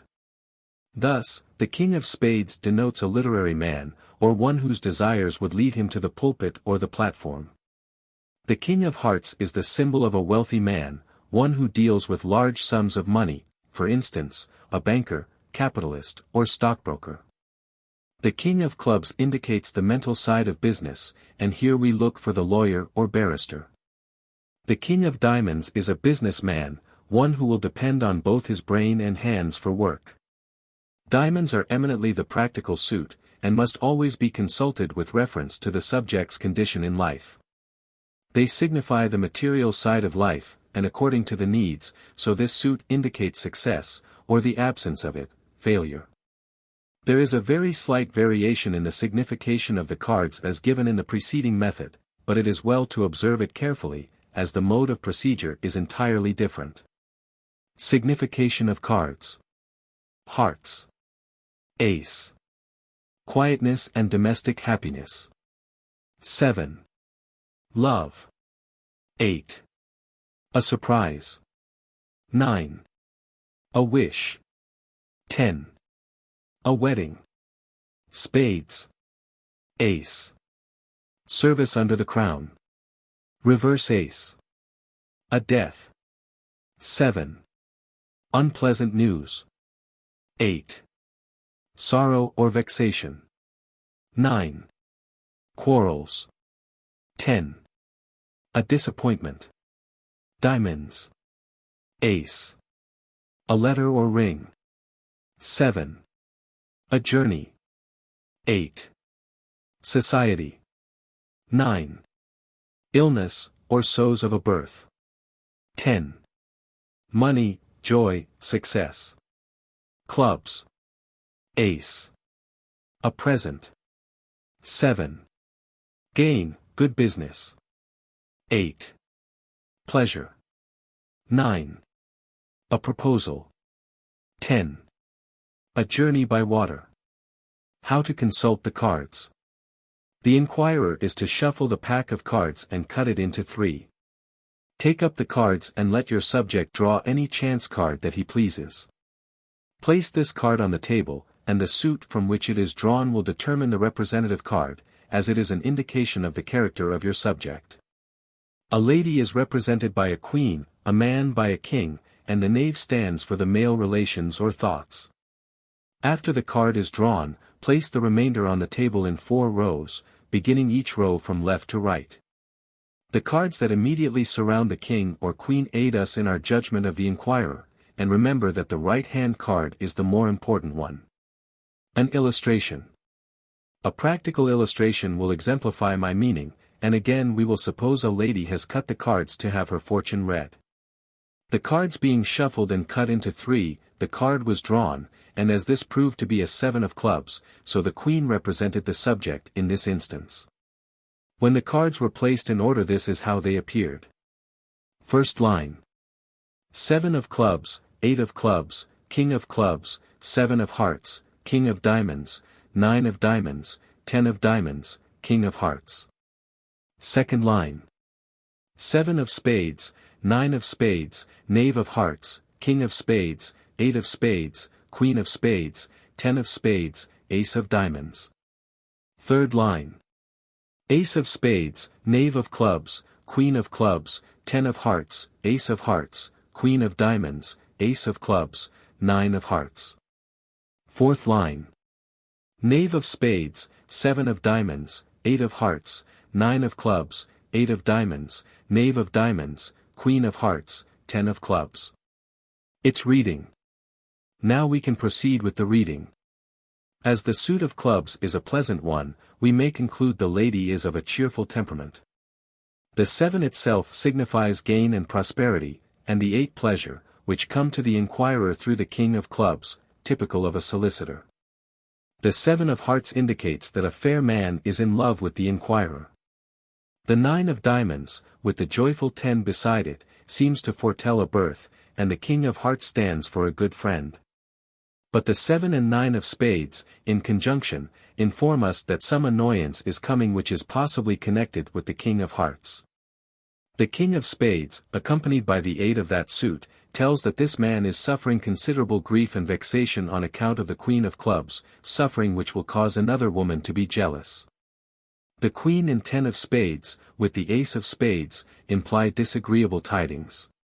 But as the knave of clubs appears side by side with the queen of that suit, the inquirer, and they are followed by the 10 of hearts, it will in no wise disturb the affection of either.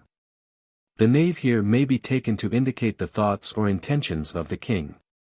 The Ace of Hearts seems to promise great tranquility and happiness in the domestic life.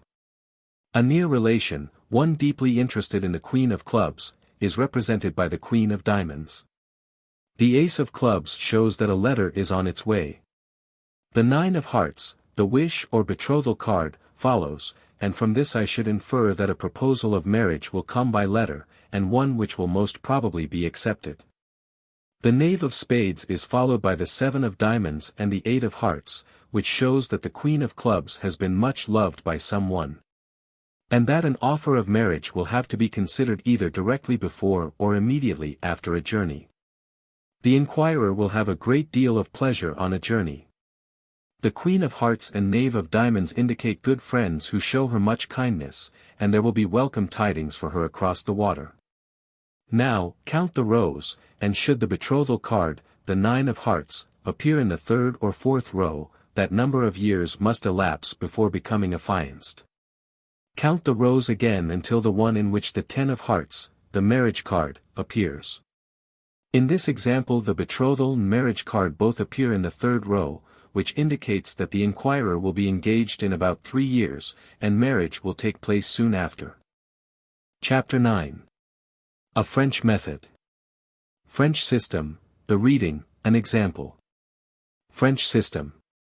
Take the pack of 32 cards, shuffle them thoroughly, then cut them in the usual way and deal them out in 2 packs of 16 cards each. The inquirer must choose one of the packs and the first card is placed apart to supply the surprise. The remaining 15 cards must then be turned face upwards, and placed in order, from left to right, before the dealer. It is essential that the card representing the inquirer should be found in the pack selected by him or her, otherwise it is useless to proceed. So the cards must be shuffled, cut, and dealt out over and over again, until the representative card is found in the right quarter. The reading. The reading is conducted as follows. First, take any 2, 3, or 4 of a kind, kings, knaves, eights, or whatever may appear, and give their explanation as pairs, triplets, or quartets, then start from the representative card, and count in sevens, moving from right to left. Thirdly, pair the end cards together and consider their meaning. The next move is to shuffle the 15 cards again, cut, and deal them out into 3 packs, each of which will naturally have 5 cards. The uppermost card of the 3 packs is removed, and placed with that which has been set apart for the surprise, and by this arrangement there will be 4 packs containing an equal number of cards. The inquirer must then be asked to choose one of these packs for himself or herself, after which the 4 cards are exposed on the table from left to right, and their individual and collective meanings are read. The left-hand pack will be for the house, the third pack is for those who do not expect it, and the fourth supplies the surprise. An example. Here is an example of the way in which the packs may turn out. We will suppose that the inquirer is represented by the Queen of Clubs. Her choice falls on the middle pack, which contains the following cards, the Knave of Clubs, the Eight of Diamonds, reversed, the Eight of Hearts, and the Queen of Spades. 1. For the inquirer. The reading will be thus, taking the cards in the above order. The thoughts of the inquirer are running upon an unsuccessful love affair, and, though moving in good society, she is exposed to the interference of a dark, malicious widow.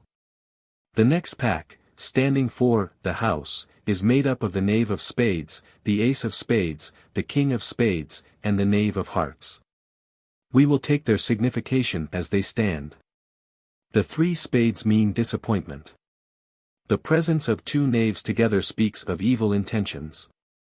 The legal agent, Knave of Spades, is employed in some underhand business by his master, King of Spades, the dishonest lawyer, who is an enemy to the inquirer just as he is that of her friend, the festive, thoughtless young bachelor. Knave of Hearts, who follows him. 2. The house. The third pack is composed of the 9 of Clubs, reversed, the Ace of Clubs, the 10 of Spades, and the Queen of Hearts. We find short-lived joy and good news, followed by tears, for the fair, soft-hearted lady, who is susceptible to the attractions of the other sex. 3. For those who do not expect.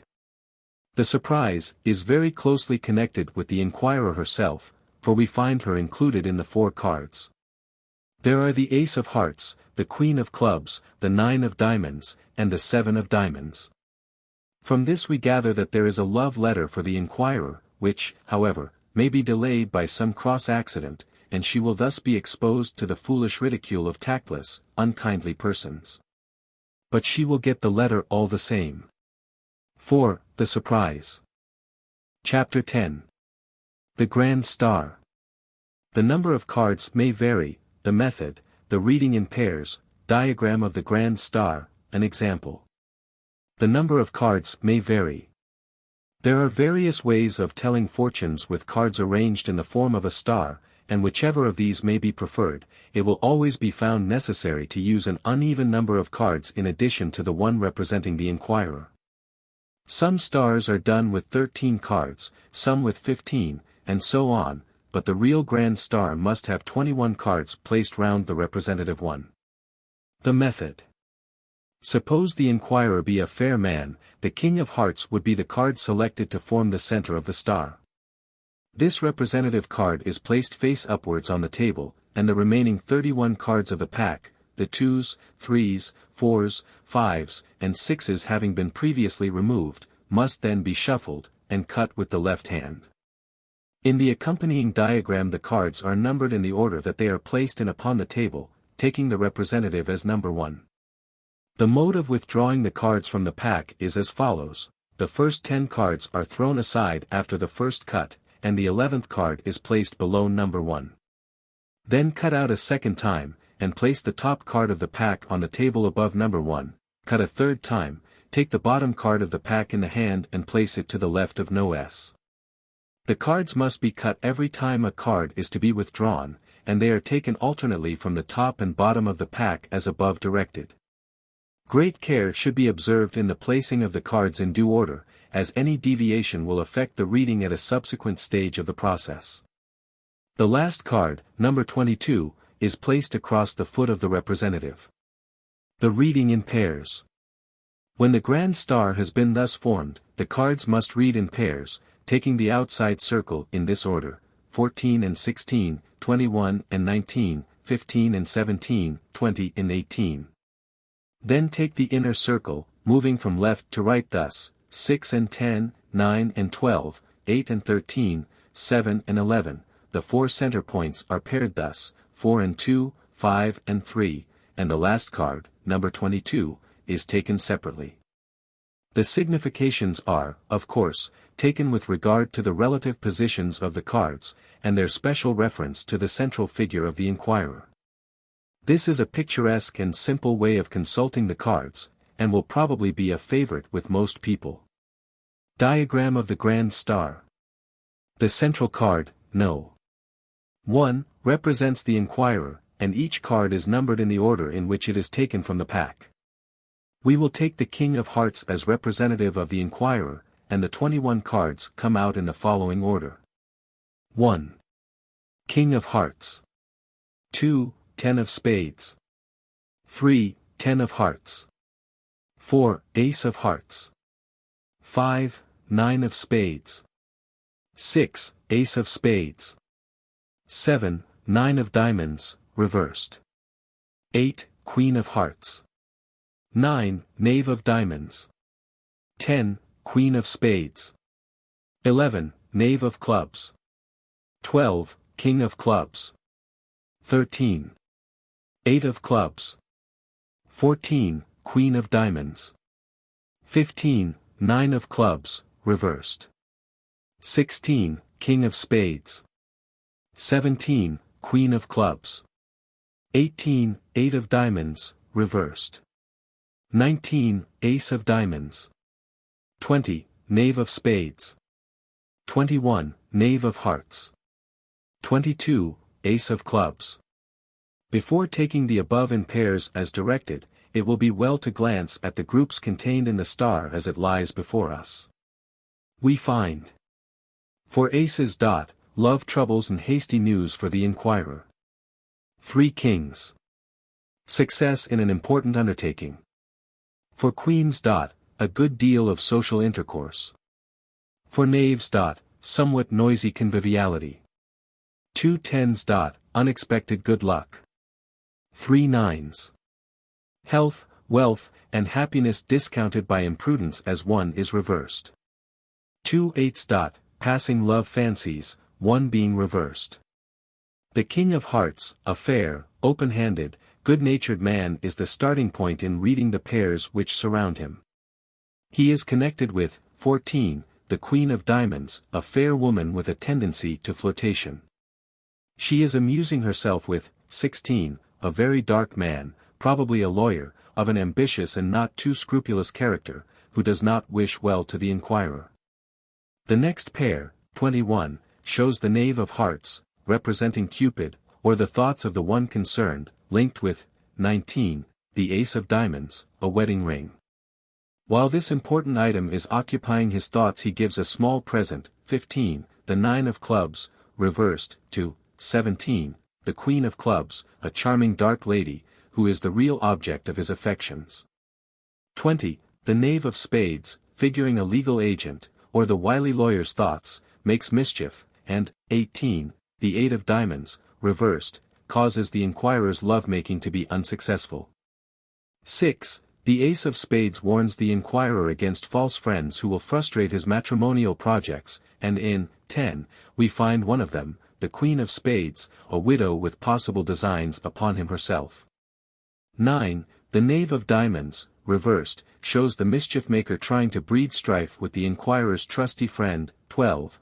The King of Clubs, and 8. The Queen of Hearts, a fair lovable woman possessing 13, 8 of Clubs. A dark person's affections. 7. The 9 of Diamonds, reversed, tells of a love quarrel, owing to 11. The Knave of Clubs, reversed, a harmless flirt the inquirer will get. 4. The Ace of Hearts, a love letter, but his happiness will be succeeded by 2. The 10 of Spades. A card of bad import. 5. The 9 of Spades, tells of grief or sickness, possibly news of a death. But 3. The 10 of Hearts, counteracts the evil, and promises happiness to the inquirer, who shall triumph over the obstacles in his path, and find 22, joy in love and life. Chapter 11. Important questions. How to answer them, specimen questions, Cupid and Venus at work. How to answer them. When an answer to an important question is required, and the inquirer wishes to consult the cards on the subject, the following simple method may be adopted. Let the question be asked by the inquirer, then let the dealer take the pack of 32 cards, which must be shuffled and cut in the usual manner. The dealer throws out the first 11 cards, which are useless, and proceeds to turn up the others upon the table. The answer is determined by the absence or presence of the special cards applying to each question among the exposed 21. Specimen questions. We will give some examples. Suppose the question to be: how far off is the wedding? The needful cards in this case are the Queen of Spades, who should come out with or near the Queen of Hearts, and the Ace of Spades, which should accompany the 8 of Diamonds. These must be taken in conjunction with the other 8s, each of which signifies a year, the 4 nines, each of which stands for a month, and the 4 sevens, each of which represents a week. Supposing the above-named cards, the 2 queens, the Ace of Spades, and the 8 of Diamonds, should not come out in due order, or be absent altogether, it may be feared that the date is postponed to vanishing point. Have I real cause for jealousy? If the 7 of Diamonds comes out in the first 15 cards, the answer is yes. If the 5 of Hearts and the 7 of Clubs appear instead among the first 15, it means no. Shall we be parted? Or, shall I sustain the loss of my goods? If the 4 nines are included in the 21 cards, the answer is yes. Should the 4 kings and the 4 queens come out, the meaning is no, never. Shall I succeed in my present or projected undertaking? To ensure a favorable answer, the 4 aces and the 9 of Hearts must come out.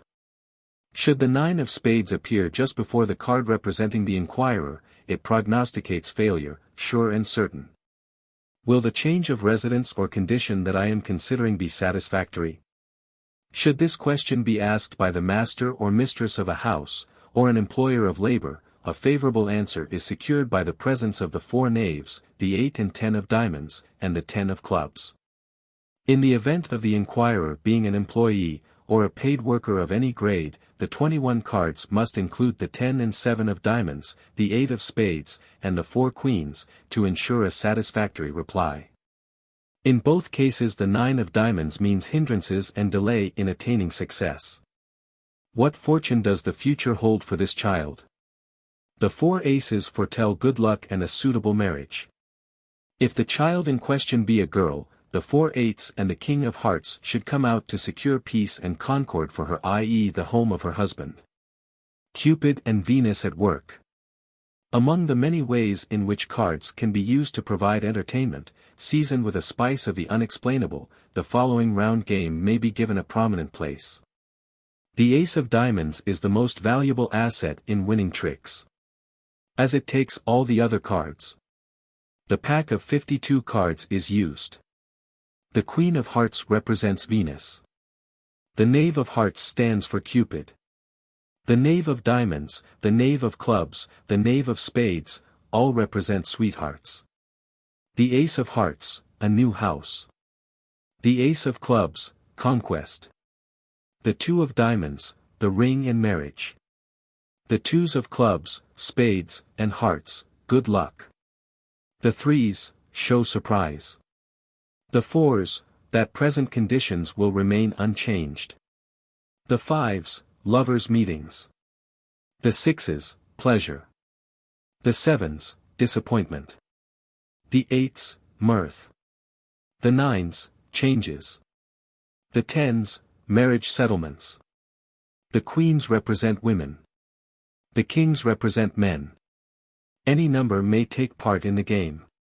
The dealer is chosen by lot, and when this has been settled, he or she proceeds to deal out the cards, leaving 10 face downwards on the table.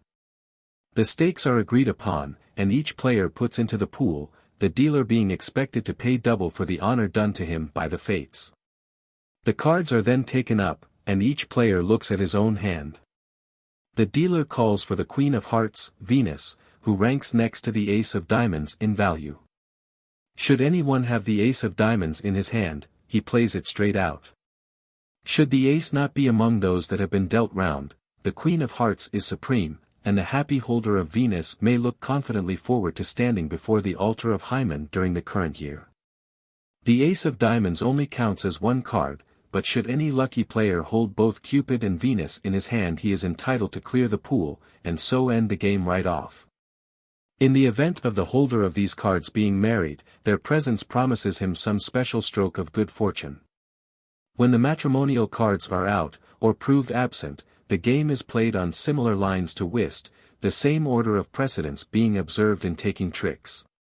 And the larger the number secured, the better the luck of the winner during the current year. The 9 of spades is the worst card in the pack, and the unfortunate holder has to pay for its presence in his hand by a treble stake to the pool. Should any player fail to win any tricks, he must pay in advance the stakes agreed upon for the next game. Marriage by lot.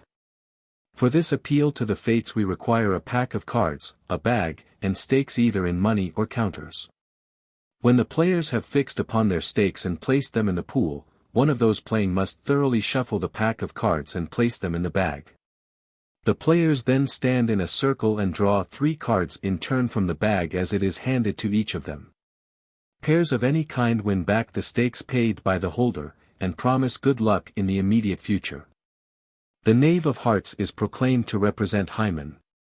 He wins double stakes, and is a happy augury that the holder will soon be united to the partner of his titter choice.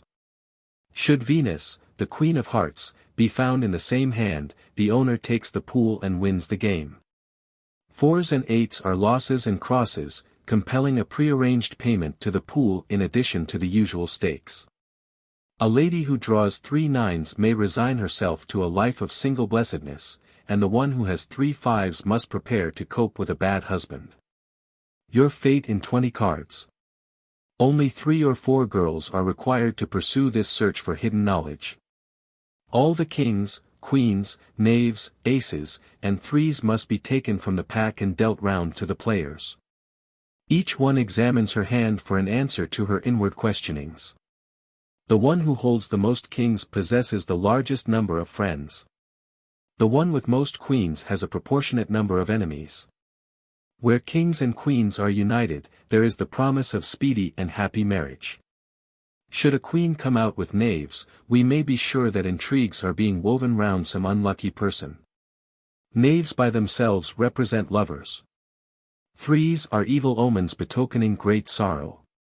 A knave with 4 threes means that the fair holder will not enter the holy estate.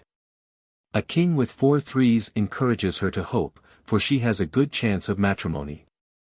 A queen with 4 threes is the worst combination a girl can draw, for it speaks of sorrow deepened by disgrace. Mixed hands have no special significance, nor is there any great meaning attached to the 4 aces. Where only 2 or 3 of one kind of card fall together, the meaning ascribed to the 4 collectively is lessened in proportion to the number held. Hearts are trumps. This game might by some be called an apology for whist. 4 players, or 3 in a dummy, are necessary, and the whole pack is dealt out in the usual way. Hearts are trumps in every deal, and carry everything before them. The highest card is the queen, who is the goddess of love, and takes precedence of the ace, which only counts as 1.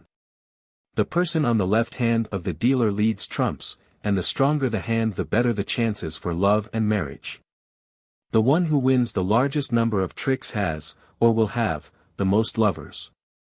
The presence of the king and queen of trumps in one hand is the sign of a speedy union of hearts, and of the approaching sound of wedding bells.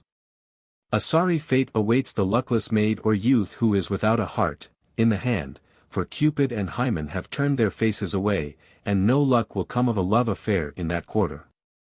Where only 1 or 2 small trumps can be produced, the holder will have to wait long for wedded bliss. Each one plays quite independently of the others, and the one who undertakes dummy must not connect its cards in any way with those he holds himself. Another lottery. Put a well-shuffled pack of cards into a bag deep enough to prevent the contents from being seen. An uneven number of girls must then form a ring round the one holding the bag, and each must draw a card. The cards thus drawn must then all be exposed, as they have to be compared. The lucky lady who draws the highest card will be the first to be led to the altar. She who draws the lowest will have to emulate Mariana of the moated grange, and resign herself to the fact that he cometh not for many weary days to follow. Any one drawing the ace of spades may cheerfully prepare for the pleasures of a bachelor life. The 9 of hearts is the presage of serious trouble, coming to the holder through loving not wisely but too well. Chapter 12. How they tell fortunes in Italy. Italian method, an example. Notice the groups, how the pairs work out, the 5 packs. Italian method. Only 32 cards are used for the Italian method of fortune-telling, all the numbers under 7, except the ace, being taken out of each suit. This reduced pack, containing the ace, king, queen, knave, 10, 9, 8, and 7 of the 4 suits, must be carefully shuffled and cut, with the left hand of course, by the inquirer. The one who is going to act as interpreter then takes the pack, and turns them up 3 at a time. Should 3 cards of one suit be turned up at once, they are all laid upon the table, face upwards. If only 2 of a suit come out together, the higher card is selected. If all 3 belong to different suits, they are all rejected. When the pack has been dealt out in this manner, the cards that have not been chosen are taken up, shuffled, and cut a second time. The deal by threes is then repeated until there are 15 cards upon the table. They must be placed in line, from left to right, as they appear. It is absolutely necessary that the card representing the inquirer should be among those on the table. Some authorities maintain, however, that in the event of its not coming out during the deals, the whole process must be repeated until it makes its appearance. Others again take the card out, and place it on the table when 14 others have been selected. The next step is to count 5 cards from the representative one and to continue counting in fifths from each 5th card until all have been included, or the counting has come back to the representative. The signification of every card is read as it is reached, due notice being taken as to whether it is reversed or not, and the surrounding circumstances must also be balanced by the interpreter. When this reading is complete, the 15 cards must be paired, one from each end of the line being taken and read together, while the remaining odd one must be dealt with separately. The third process is to shuffle and cut the 15 cards, and deal them out into 5 small packs, one for the lady herself, one for the house, one for those who do not expect it, one for those who do expect it, one for the surprise, and one, which is not to be covered, for consolation. When the 15 cards have been dealt out, it will be seen that 4 of the packs contain 3 cards, and the 5th only 2. These must all be turned face upwards and read in separate packs, but with the connecting idea that they all refer to the fortune of the inquirer. An example. Let us imagine that a very fair lady, represented by the Queen of Diamonds, is seeking to read her fortune. The 15 cards come out in the following order. The Queen of Diamonds, 9 of Diamonds, reversed, Queen of Hearts, King of Spades. 10 of Diamonds, 7 of Diamonds, reversed, Knave of Hearts, reversed, 10 of Hearts, Knave of Diamonds, Ace of Diamonds, reversed, Knave of Spades, 9 of Spades, King of Clubs, 10 of Spades, reversed, Ace of Hearts. We begin to count from the Queen of Diamonds, the representative card, and find the 9 of Diamonds to be the 5th from it. By this first count we see from the 9 being reversed that there is a love quarrel troubling the inquirer.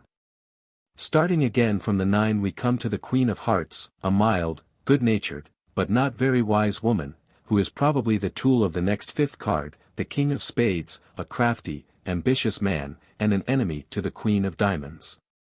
Our next count is to the 10 of Diamonds, which speaks of a journey for the inquirer. Passing on to the 7 of Diamonds, reversed, we get hold of a foolish scandal connected with, if not entirely caused by, the next count, which is the Knave of Hearts, reversed, and stands for a military man who is very discontented with the treatment he has received at the hands of the fair inquirer. She will, however, triumph over this foolish annoyance, for the 10 of Hearts comes next in order, and counteracts the harm involved by the other cards. Our gentle lady has, unfortunately, an unfaithful friend in the Knave of Diamonds. And he is followed by the Ace of Diamonds, reversed, which portends a letter on the way containing bad news. The writer of this is a dark young man of no social position, and he probably is the servant of one who is dear to the Queen of Diamonds. The bad news is found in the next count, the 9 of Spades, which tells of sickness affecting the King of Clubs, the warm-hearted, chivalrous man who occupies the first place in the inquirer's affections. The last count but one brings us to the 10 of Spades, reversed, by which we know that the lady's sorrow will be but brief, and it is followed by the Ace of Hearts, a love letter containing the good news of her lover's recovery. Notice the groups. Before proceeding to pair the cards, we may as well note the groups as they have come out in the 15. The 6 diamonds point to there being plenty of money. The 2 tens tell of a change of residence, either brought about by marriage, or by the journey read in the 10 of diamonds. The presence of 3 knaves betokens false friends, though as one is reversed, their power of doing harm is lessened. 2 queens indicate gossip and the revealing of secrets, the 2 aces imply an attempted plot, but it is frustrated by the one being reversed. The 2 nines also point to riches. How the pairs work out. The 2 end cards of the 15 are taken up together, so that the pairs shall work out thus, the Queen of Diamonds and the 9 of Spades, implying that sickness and trouble will affect the inquirer. The 10 of Diamonds pairs with the 10 of Hearts, and they signify a wedding.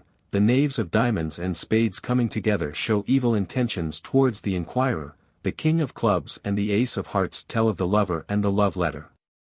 The inverted 9 of Diamonds pairing with the Knave of Spades, tells of a love quarrel, in which a dark young man, wanting in refinement, is concerned. The reversed 7 of Diamonds pairs with the Knave of Hearts, also inverted, and tells of a foolish scandal instigated by the ungallant soldier who is suffering from wounded vanity. The inverted Ace of Diamonds comes out with the Queen of Hearts, telling of a letter containing unpleasant news from a fair, good-natured woman, while the remaining card, the 10 of Spades, being inverted, speaks of brief sorrow for the inquirer. The 5 packs. Our next step is to deal out the 5 packs as already directed. The first one, for the lady herself, contains 3 cards, 2 of which are bad, but their harm is largely discounted by the 10 of hearts. In the 9 of spades we read of the trouble caused by her lover's illness. The 10 of spades betokens the tears she will shed while the beloved life is in danger. The 10 of hearts speaks of happiness triumphing over sorrow. The second pack, for the house, contains a flush of diamonds, the 10, the ace, and the knave. There is plenty of money in the house. The 10 speaks of a journey, possibly resulting in a change of residence. The ace, being reversed, tells of a letter on the way containing unpleasant news, probably connected with the removal, from the knave, who is a faithless friend, and is to blame for the annoyance. The third pack, for those who do not expect, consists of 3 court cards, which taken together foretell gaiety of some sort. We find the inquirer, personated by the Queen of Diamonds, in the society of the knaves of spades and hearts, the latter reversed, and consequently we know that she will be troubled by some unfriendly schemes, in which the dark, undesirable young man and the disappointed officer will be concerned. The inversion of the 1 knave counteracts the intended harm. The fourth pack, for those who do expect, contains the Queen of Hearts, the King of Spades, and the 7 of Diamonds, inverted. These indicate that the fair woman of gentle and affectionate nature will be exposed to scandal, 7 of Diamonds reversed, through the agency of the King of Spades, an ambitious untrustworthy lawyer who is her enemy. The fifth pack, consisting of only 2 cards, the Ace of Hearts and the 9 of Diamonds, is for the surprise, and we learn that a love letter, the Ace, will be delayed, the 9. But the consolation card is the King of Clubs, the dark, warm-hearted man, who will come in person to his lady-love. The above example has been taken in the plainest, most straightforward manner with just the most apparent reading of the cards given as an illustration of the method. Those who spend time and thought on the subject will soon get to see more of the true inwardness of the cards with respect to their relative positions, and their influence one upon another. Various experiments with this plan of fortune-telling will give rise to curious combinations, and perhaps startling developments, as the one acting for the inquirer gains in knowledge and confidence. Chapter 13. The Master Method. Knowledge is power, 4 twos added to the usual pack, the 36 squares and their significance, tendencies of the suits. Knowledge is power. We have here a detailed and exhaustive method by which the cards can be read. The beginner may feel somewhat alarmed at the mass of explanatory matter there is for him to study, but when once the information has been acquired, the would-be cartomancer will find he possesses a sense of power and comprehension. That will give both confidence and dexterity to his attempts to unravel the thread of destiny. 4 twos added to the usual pack. The selected pack of 32 cards, which have been mentioned in connection with several of the preceding methods, are in this case augmented by the addition of the 4 twos. One of which is sometimes taken as the representative of the inquirer. There is no hard and fast rule about this, however, and another card may be taken if preferred. The accompanying table shows that not only has each card its own signification, but that every position upon the table within the cube in which the cards are arranged has its own meaning. These must be carefully studied, first separately and then together. It would be a help to the beginner to make a separate chart for his own use, and to have it at hand when laying the cards according to this system. The Master Method. Table of the positions and their several meanings. Number 1. Project in hand. Number 2. Satisfaction. Number 3. Success. Number 4. Hope. Number 5. Chance. Luck. Number 6. Wishes. Desire. Number 7. Injustice. Number 8. Ingratitude. Number 9. Association. Number 10. Loss. Number 11. Trouble. Number 12. State or condition. Number 13. Joy. Number 14. Love. Number 15. Prosperity.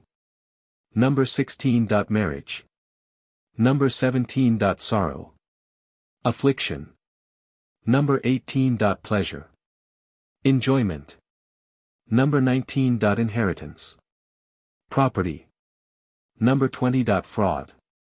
Deceit. Number 21. Rivals.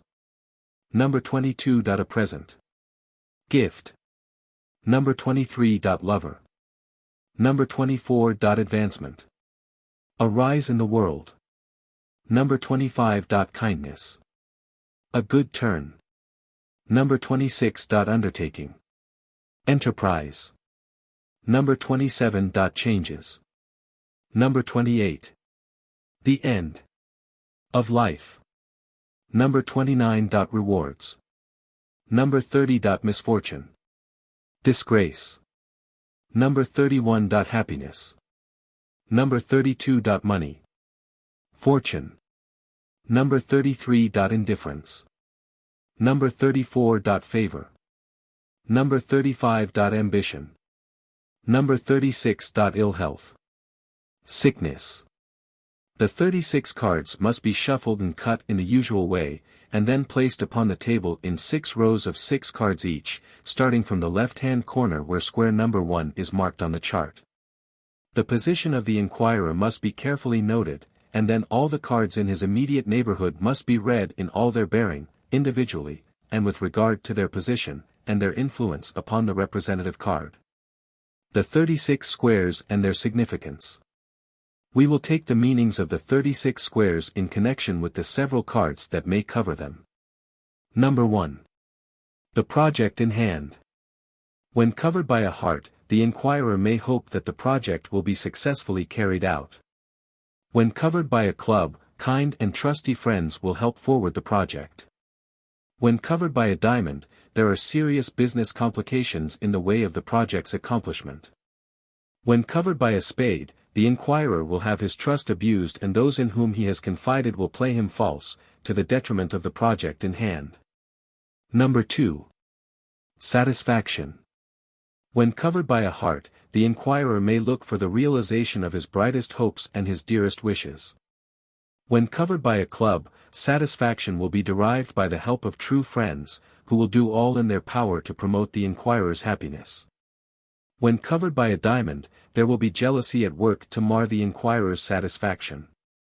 When covered by a spade, the hope of success will be well nigh shattered by deceit and double-dealing. Number 3. Success. When covered by a heart, the inquirer may hope for complete success. When covered by a club, any success will be due to the help of friends. When covered by a diamond, the success will be but incomplete. When covered by a spade, all chance of success will be eventually destroyed by underhand means. Number 4. Hope. When covered by a heart, the inquirer may look for the fulfillment of his dearest hopes. Covered by a club, hopes will be realized through the agency of helpful friends, or be due to the obstinate determination of the inquirer. Covered by a diamond, it shows that the hopes are groundless and impossible of realization. Covered by a spade, wild hopes are indicated, tending to mania, and provocative of grave trouble, or even tragedy. Number 5. Chance, luck. Covered by a heart, good luck will attend the hopes and plans of the inquirer. Covered by a club, means moderately good luck, especially due to the kindly offices of friends.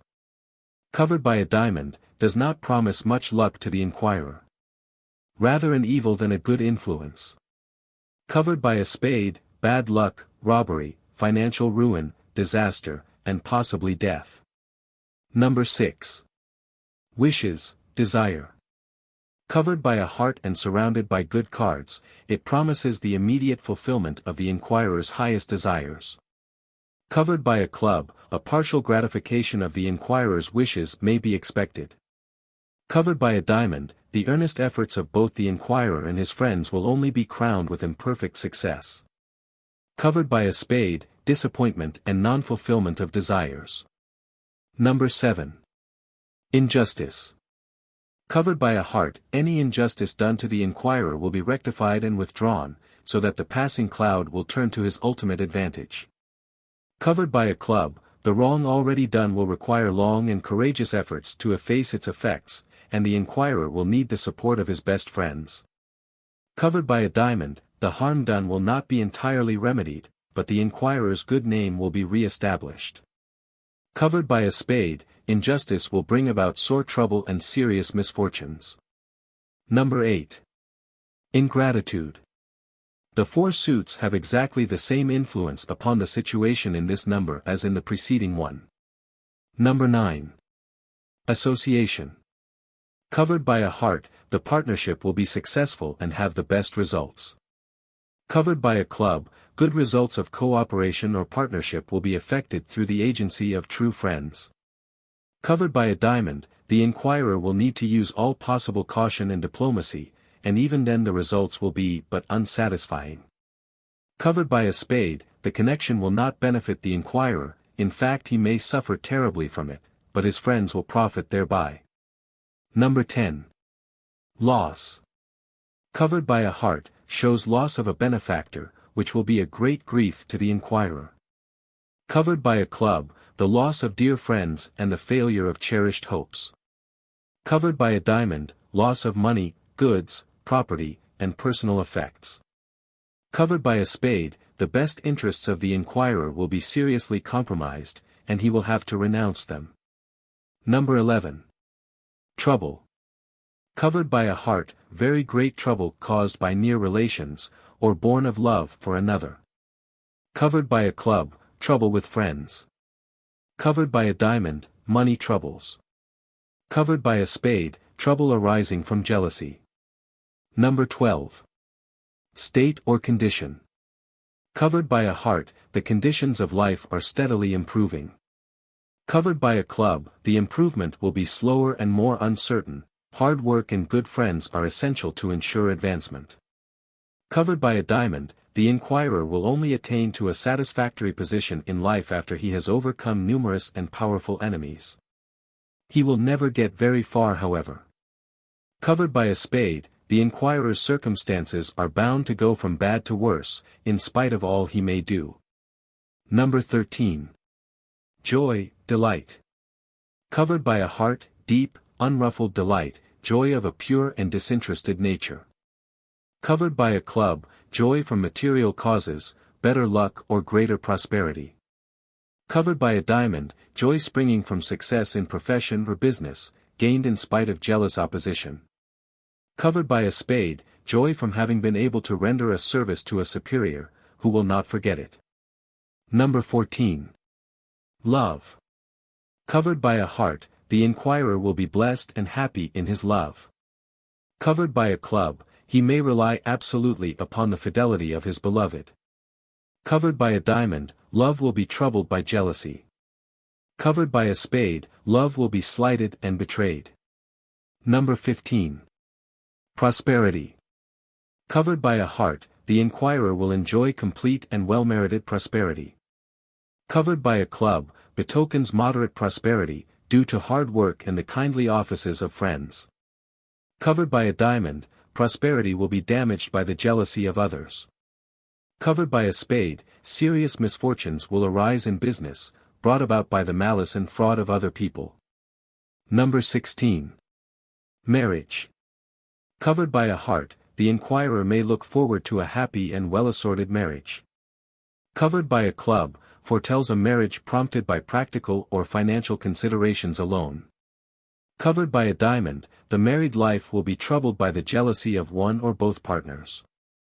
Covered by a spade, inquirer will lose the chance of a wealthy marriage, through the deceit and jealousy of his enemies. Number 17. Sorrow, affliction. Covered by a heart, the inquirer will pass through a love trouble, but it will only be of short duration. Covered by a club, trouble will arise from a quarrel with a dear friend, but it will end in complete reconciliation. Covered by a diamond, there will be sorrow caused by jealousy.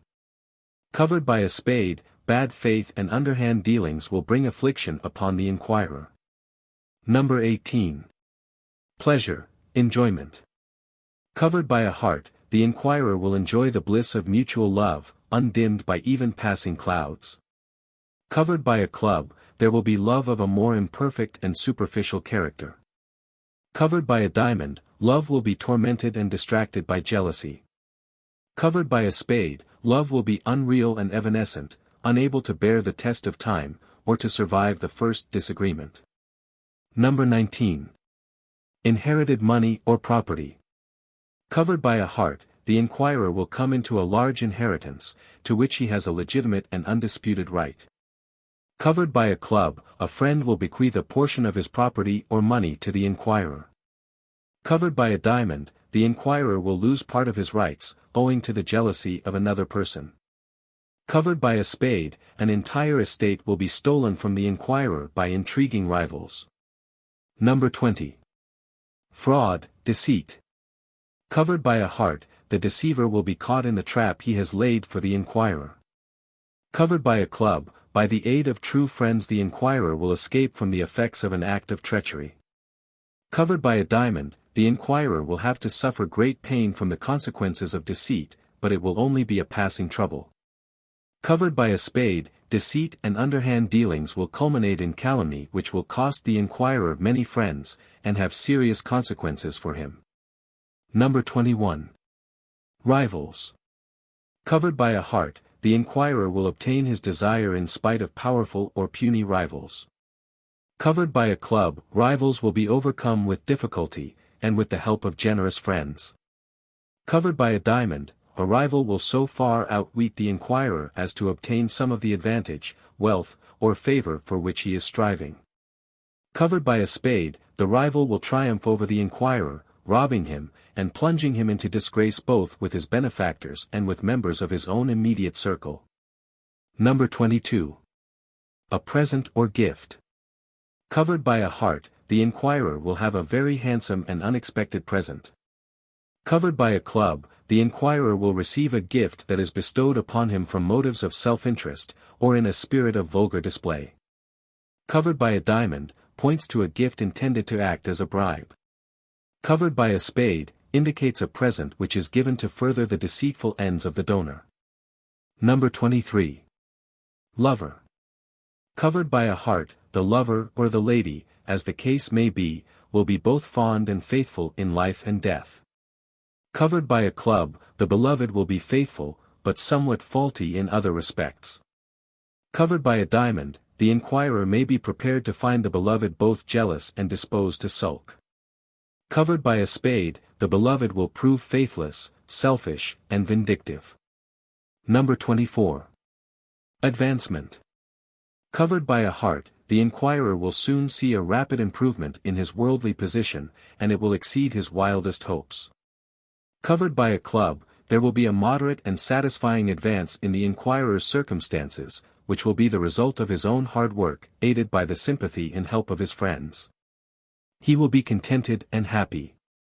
Covered by a diamond, advancement will only be obtained after a hard struggle against difficulties, caused by the jealous ill will of others. Covered by a spade, the underhand dealings of his enemies will destroy all hope of a rise in the world. Number 25. Kindness, a good turn. Covered by a heart, the inquirer will receive a kindness which far exceeds both his expectations and his deserts. Covered by a club, this good turn will be well deserved, but only obtained by the help of disinterested friends.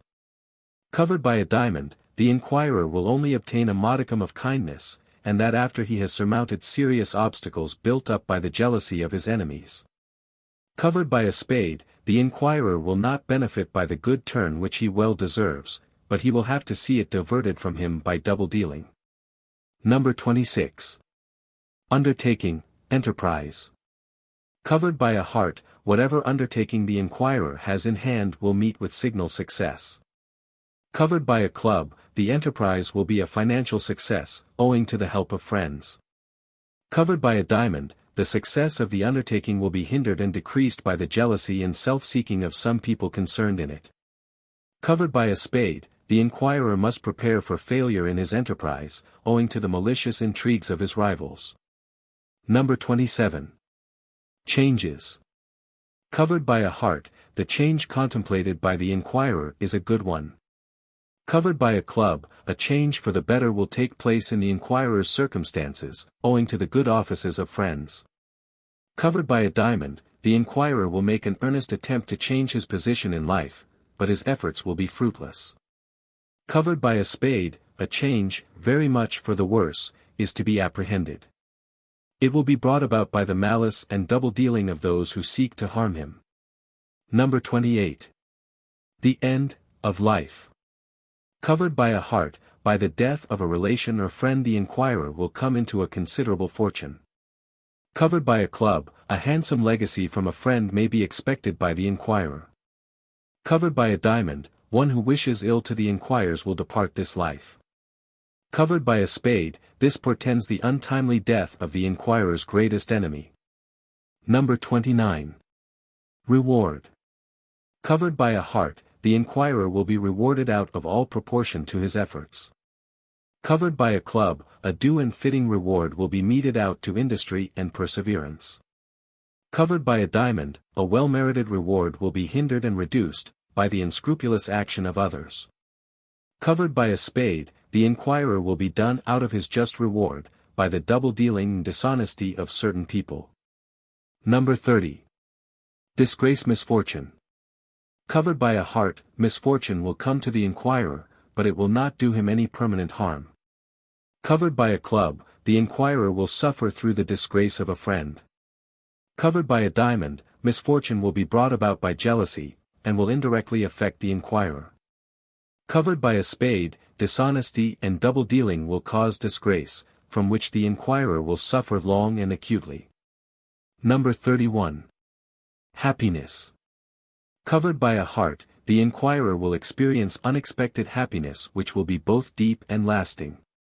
Covered by a club, a stroke of luck will come to the inquirer, through the good offices of friends. Covered by a diamond, the jealousy and ambition of false friends will result in good fortune to the inquirer.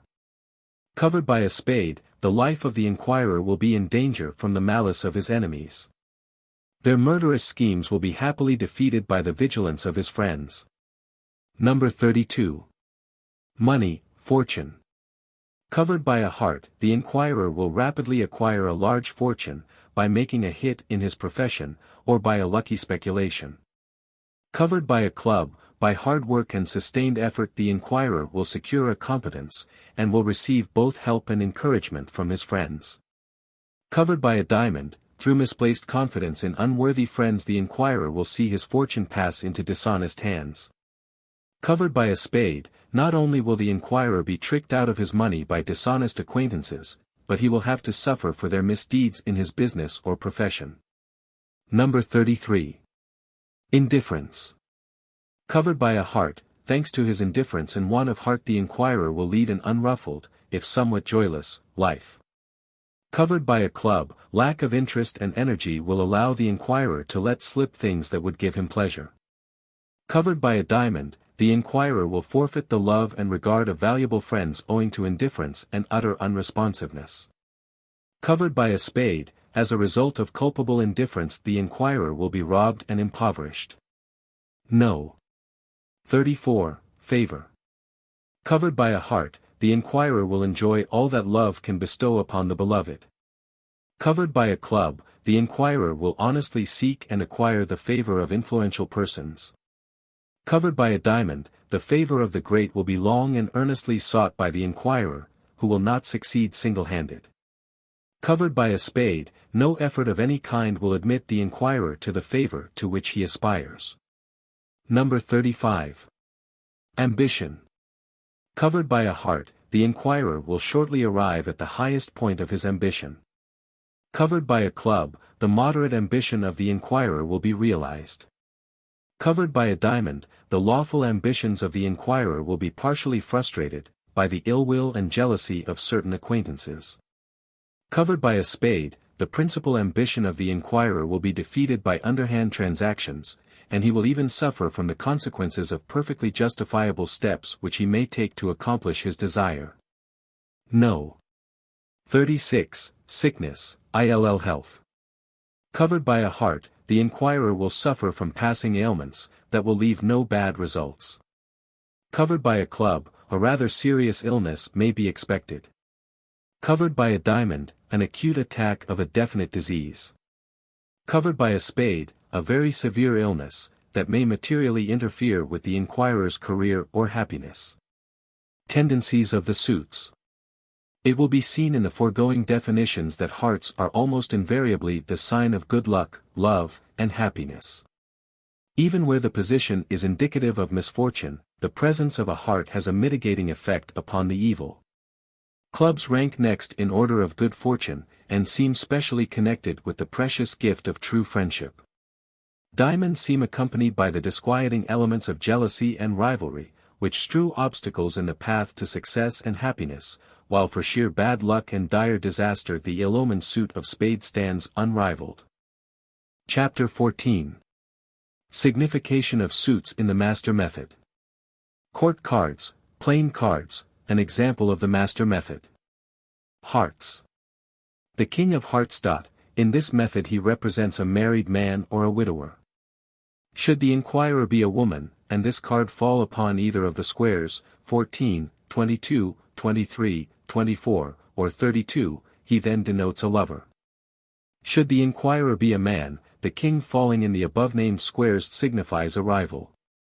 When this card falls on either of the following numbers, 2, 3, 4, 13, 14, 15, 16, 18, 29, 23, 24, 29, 31, 32, 34, the situation is favorable, and the inquirer will have his wishes granted with respect to the special meaning of the square.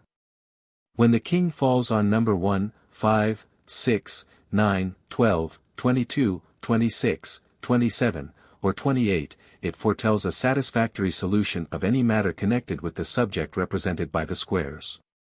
Should he fall upon an unlucky square, namely, no. 7, 8, 10, 11, 27, 20, 22, 30, 33, 35, or 36, he mitigates the evil fortune of the positions. The Queen of Hearts. She signifies a married woman or a widow who desires the happiness of the inquirer, and does her best to promote it. If the inquirer is a man, this card falling on the squares 24, 22, 23, 24, or 32, represents his ladylove. In the event of his being already engaged, his fiancée will possess all the most lovable and desirable qualities. When the inquirer is a woman, and the Queen of Hearts falls on either of the above-named squares, it shows that she has a rival to reckon with. Should she be engaged, it indicates that her future husband is both young and well equipped for social and professional success. When a very elderly person consults the cards, the above combination foretells a peaceful, contented old age.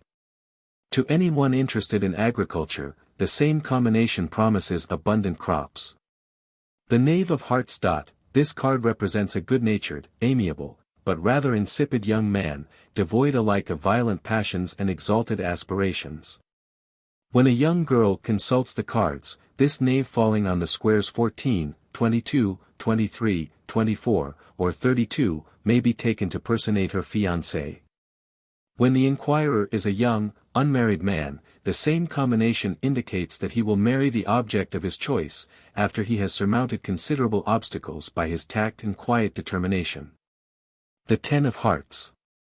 The signification of this card does not differ from that given in the general definitions save in the following cases. When it falls on square number 10, it signifies success. When it falls on square number 14, it signifies success in love. When it falls on square number 16, it signifies a happy marriage. If, in the last named case, a knave or a 7 falls on number 7, 15, 17, or 25, there will be several children born of the union. If the 10 of Hearts falls on squares 18, 19, 31, or 32, it foretells wealth, intense enjoyment, and real happiness. The 9 of Hearts.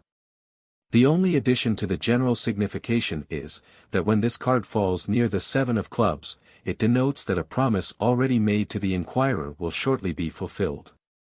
The 8 of Hearts. This card is the special messenger of good things when it falls on one of the following squares, 5, 9, 15, 18, 19, 22, or 31. The 7 of hearts. If this card falls on no. 14, 23, 23, 24, or 32, when the inquirer is a bachelor, it signifies that he will very soon take unto himself a wife. The 2 of hearts. This is frequently taken as the representative card, and in that case is entirely influenced by its position on the chart, taken in connection with the cards that touch or surround it. The Ace of Hearts. This card represents the house of the inquirer as it does in other methods. It is very important to note its position on the chart and its surroundings. Clubs. The King of Clubs. Taken generally, this card represents a married man or a widower, whose worth as a friend is not to be excelled. When the inquirer is a young girl, and this king falls on no. 14, 22, 23, 24, or 32, she may rejoice, for she will shortly be united in marriage to the man she loves.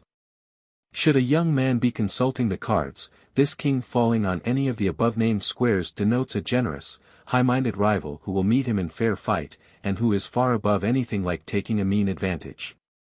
When this card falls on number 18, 19, 20, 27, or 28, it represents the guardian of a minor, whose line of conduct will be determined by the cards which surround or touch it. The Queen of Clubs. When a bachelor consults the cards, and this queen falls on number 14, 22, 23, 24, or 32, it promises him a lady love whose beauty shall be her strongest attraction. Should a woman be seeking to know her fate, this queen falling on either of the above-named squares warns her that she has a rival. In the case of the inquirer being a married man or woman, this card represents a woman of high position and great influence who is attractive to the inquirer, and who will be the means of bringing him or her valuable and pleasing intelligence. In the case of a businessman, the above combination denotes that he will be entirely successful in the enterprise which is engrossing all his thoughts at the moment. The Knave of Clubs. This card may be taken to represent a sincere and lasting friendship founded upon a basis that will endure. When the inquirer is a young girl, and this card falls upon either of the matrimonial squares, namely, 14, 22, 23, 24, or 32, it signifies some man who wants to marry her. In the case of a bachelor, this card on the same squares tells him that he has a rival either in love or in his business career. The 10 of Clubs. This card is the harbinger of good luck if it falls on number 3, 5, 15, 18, 19, 22, 25, 28, 31, or 32. Should this card fall on squares 10, 17, or 36, it implies that the inquirer will be asked for a loan in money, which he will be unable to lend. The 9 of Clubs. This card means a present, and if it follows a club, the gift will be in money. If it follows a heart, the inquirer may look for a present of jewelry; if it follows a diamond, the gift will be but trifling in value, and if it follows a spade, the recipient of the present will derive no pleasure from it. The 8 of Clubs has no special significance outside the general definition. The 7 of Clubs. This represents a young girl capable of the highest self-devotion, even to risking her life in the interests of the inquirer. The exact nature of her relations and services to the object of her affection will be decided by the surrounding cards. In the case of a bachelor, this card falling on any of the squares 14, 22, 23, 24, or 32, represents the lady of his choice. In the case of an unmarried girl or a widow, the same combination points to a generous rival. Whenever this 7 comes out near the 9 of Hearts, the wish card, it is a token of some signal success for the inquirer. The 2 of Clubs. This represents the trusted friend of the inquirer, and the square on which it falls will give the requisite information, if its meaning be taken in conjunction with those of the surrounding cards. The Ace of Clubs. This card is the sign of a well-ordered life and legitimate hopes, and foretells success in an ordinary career, or the attainment of celebrity in special cases. Should the inquirer be a soldier by profession, it signifies a fortunate turn of events, that will secure him a rapid rise in the army. To one interested in agriculture, it promises plentiful crops. To a traveler, it foretells a most satisfactory result from his journey. To an actress, it promises phenomenal success in a leading role. Should the inquirer or one of his parents be a dramatic or lyrical author, this card is the augury of theatrical success. Diamonds.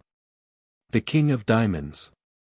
Should the inquirer be a young girl, she will do well to note whether this card falls on any of the matrimonial squares, 14, 22, 23, 24, or 32, for in that case her present admirer is not to be trusted. Unless he has cards of good import touching him, or is preceded by either a heart or a club. The Queen of Diamonds. If this card falls on any of the matrimonial squares, 14, 22, 23, 24, or 32, it signifies to a bachelor that he will be engaged to one whose character is to be read in the surrounding cards. If this queen be preceded by a heart or a club, it promises good luck on the whole, but if by a diamond or a spade, the augury is bad. Should the inquirer be a young unmarried woman or a widow, this card falling on the above-named squares indicates that she has a rival whose character is revealed by the cards touching it. The Knave of Diamonds. For an unmarried woman or a widow, this card represents a lover from a foreign country. If it is accompanied by a heart, he has many good points to recommend him. If by a club, he is kind and generous. If by a diamond, he is bad-tempered, exacting, and jealous. If by a spade, he is an undesirable, and she had better have nothing to do with him. The Ten of Diamonds. The general meaning of this card is a journey. If it falls between two spades, the journey will be long. If it falls between two hearts, the journey will be short. If it falls between two clubs, the journey will be successful. If it falls between two diamonds, the journey will have bad results. The Nine of Diamonds. This card signifies news. If preceded by a heart or a club, the news will be good. If preceded by a diamond or a spade, the news will be bad. The Eight of Diamonds. This card signifies a short journey. If it fall between two hearts, the expedition will be an enjoyable pleasure trip. If between two clubs, it denotes a satisfactory business journey. If between two diamonds, it signifies a trip begun for pleasure and ending in misadventure. If between two spades, it signifies an unsuccessful business journey. The Seven of Diamonds. This card stands for a young girl of foreign birth and breeding. Taken by itself it means love sorrows and heart searchings. Should the inquirer be a bachelor, and this card fall on one of the matrimonial squares, 14, 22, 23, 24, or 32, it signifies a lady love as above described. This 7 is an excellent augury when it falls on number 2, 3, 15, 16, 18, or 27. The Two of Diamonds has practically the same signification as the Deuce of Clubs, unless it be selected as the representative card. The Ace of Diamonds. The signification of this card is a letter. If preceded by a heart, it is a letter from a lover or friend. If preceded by a club, it is a letter on business or one containing money. If preceded by a diamond, the letter is dictated by jealousy. If preceded by a spade, the letter contains bad news. Spades. The King of Spades. When the inquirer is an unmarried woman or a widow, this card falling on one of the squares, 14, 22, 23, 24, or 32, is indicative of a false lover whose character is mean and base. When the inquirer is an unmarried man, the above combination signifies that he has a rival. This card falling on the squares numbered 10, 18, 19, 20, 27, 28, or 29, represents a guardian or the executor of a will. To a married man, this king is a warning that there are domestic ructions in store for him. To a married woman, the card cautions her to be very much on her guard when in the society of an attractive but unprincipled man whom she has to meet frequently, and who will bring scandal upon her if she is not most careful. The Queen of Spades. When the inquirer is a bachelor, this card falling on number 14, 22, 23, 24, or 32, represents the lady to whom he will be engaged. In the case of an unmarried woman or a widow, the combination signifies a rival in love. The knave of spades, the 10 of spades, the 9 of spades, and the 8 of spades have no special signification other than that given in the general definitions. The 7 of spades. This card signifies all troubles and worries connected with the tender passion.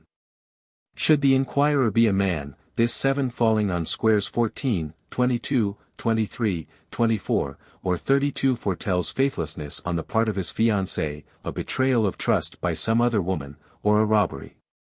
When the inquirer is a woman, this card on any of the same squares points to a rival who will be preferred before her. The 2 of spades may be taken as a representative card, but otherwise has no special signification. The ace of spades is a card of good omen, meaning perseverance followed by possession, a happy marriage, success, and rapid advancement in business or profession. An example of the master method. We have taken the deuce of hearts as the representative card of the inquirer, who is a fair young girl seeking to know her fate. We will give the order in which the 36 cards come out, but intend to leave the bulk of them for the reader to solve according to the instructions given. We have taken the inquirer and her immediate surroundings as an example of the working of the method, and feel sure that any intelligent reader will be able to complete the reading for himself. No. 1. Ace of clubs. 2. 8 of spades. 3. 2 of clubs. 4. Knave of hearts. 5. King of diamonds. 6. King of hearts. 7. 8 of diamonds. 8. 10 of clubs. No. 9. 10 of hearts. 10. 7 of spades. 11. 9 of spades. 12. 2 of spades. 13. 9 of hearts. 14. 8 of clubs. 15. Queen of diamonds. 16. 2 of hearts. No. 17. King of spades. 18. Queen of hearts. 19. Ace of spades. 20. 10 of spades. 21. Knave of spades. 22. King of clubs. 23. 9 of clubs. 24. 8 of hearts. 25. Queen of clubs. 26. Knave of diamonds. No. 27. Queen of spades. 28. 7 of diamonds. 29. 7 of hearts. 30. 10 of diamonds. 31. Knave of clubs. 32. Ace of diamonds. 33. Ace of hearts. 34. 7 of clubs. 35. 2 of diamonds. 36. 9 of diamonds. We find the inquirer in number 16, which square when covered by a heart indicates a happy and well-suited marriage. On her left in No. 15, prosperity, she has the Queen of Diamonds, a very fair woman who is fond of gossip, and somewhat wanting in refinement of feeling. She will interfere with the inquirer's prosperity through jealousy, but on the whole she will bring good luck because she is preceded by a club. To the right. In No. 17, sorrow, we have the King of Spades, a dark, ambitious, but unscrupulous man, who is the inquirer's legal adviser, and will bring grave sorrow upon her by his underhand dealings. Immediately above her we have in No. 10, loss, the 7 of spades, a card representing troubles connected with a love affair. This square being covered by a spade indicates that she will be unjustly compelled to relinquish her rights, and her chance of marriage may be lessened or postponed by the loss of her fortune. On the left above her we get in No. 9, association, the 10 of hearts, a most cheering and excellent card, promising her success and happiness in a partnership which she is contemplating. On the right, above, in No. 11, trouble, we have the 9 of spades, a bad omen, signifying the failure of her hopes through the jealousy of some other person. Immediately below her we find in No. 22, a gift, the King of Clubs, who is her true and valued friend, either a married man or a widower. He will make her a present, and will be actuated by certain motives of self-interest in so doing. But she may keep a good heart, for his presence in that position on the chart indicates that she will soon be united to the man of her choice. On the left, below, in No. 21, rival, we find the Knave of Spades, a legal agent whose influence will be instrumental in enabling a rival to triumph over and bring discredit upon the inquirer. On the right, below, we have in No. 23, a lover, the 9 of clubs, which in this case means a gift in money. We may take it that her faithful lover, uninfluenced by her pecuniary losses, has decided to make her a present, probably in the form of marriage settlements. The remainder of the chart will provide the student with many more interesting particulars regarding the fate of this fair inquirer, and at the same time prove an excellent exercise in the art of cartomancy. Chapter 15. Combination of Nines. How to work it. The 52 cards must be shuffled and cut into 3 packs by the person who wishes to have his or her fortune told, and the fortune teller must be careful to note what cards appear as the various packs are turned face upwards, as this will be found to assist the reading. The card representing the inquirer must first be selected according to the rules given in Chapter 7, it is not to be withdrawn, but shuffled and cut with the pack. Then lay the cards 9 in a row, beginning from right to left with each row. Only 7 will be in the last row. The cards being in order on the table, you must begin by counting 9 from your representative card and 9 again from the 9th, until you come to a card that has already been counted. The court cards represent the various people with whom the inquirer is brought into contact, and their relation and attitude are easily determined by the import of the cards between. 3 deals are necessary for a good reading. An example. I give an example of fortune telling by the combination of nines, because an illustration is of practical help. The pack having been dealt with in the manner described, we find the cards have resolved themselves thus, reading from left to right in each row. First line. 7 of clubs, 7 of spades, king of spades, ace of diamonds, ace of hearts, knave of clubs, 4 of hearts, 8 of hearts, knave of spades. Second line. 2 of diamonds, 3 of diamonds, 2 of hearts, 6 of hearts, king of diamonds, 5 of clubs, 2 of clubs, 5 of spades, 3 of hearts. Third line. 5 of hearts, 6 of diamonds, 4 of clubs, queen of clubs, 5 of diamonds, 3 of spades, king of hearts, 4 of diamonds, 10 of spades. Fourth line. 9 of spades, queen of spades, 8 of diamonds, 6 of clubs, ace of spades, queen of diamonds, king of clubs, knave of hearts, 6 of spades, 9 of hearts. Fifth line. 10 of diamonds, 8 of clubs, 7 of diamonds, ace of clubs, 9 of clubs, 9 of diamonds, knave of diamonds, 10 of hearts, 10 of clubs. Sixth line. 8 of spades, queen of hearts, 7 of hearts, 4 of spades, 3 of clubs, 2 of spades. We will take the queen of hearts to represent the inquirer, and, as she is in the lowest line of all, will count upwards. The 9th card is the knave of clubs, and the next 9th the 6 of hearts, then the 3 of spades, the ace of spades, and 9 of clubs, which last brings us back to our queen. According to the signification given by this method, the reading would be as follows. Knave of clubs. A generous friend. 6 of hearts. Implies credulity. 3 of spades. An unfortunate marriage. Ace of spades. Difficulties. Be careful in making friends. 9 of clubs. Displeasure of friends. The first reading.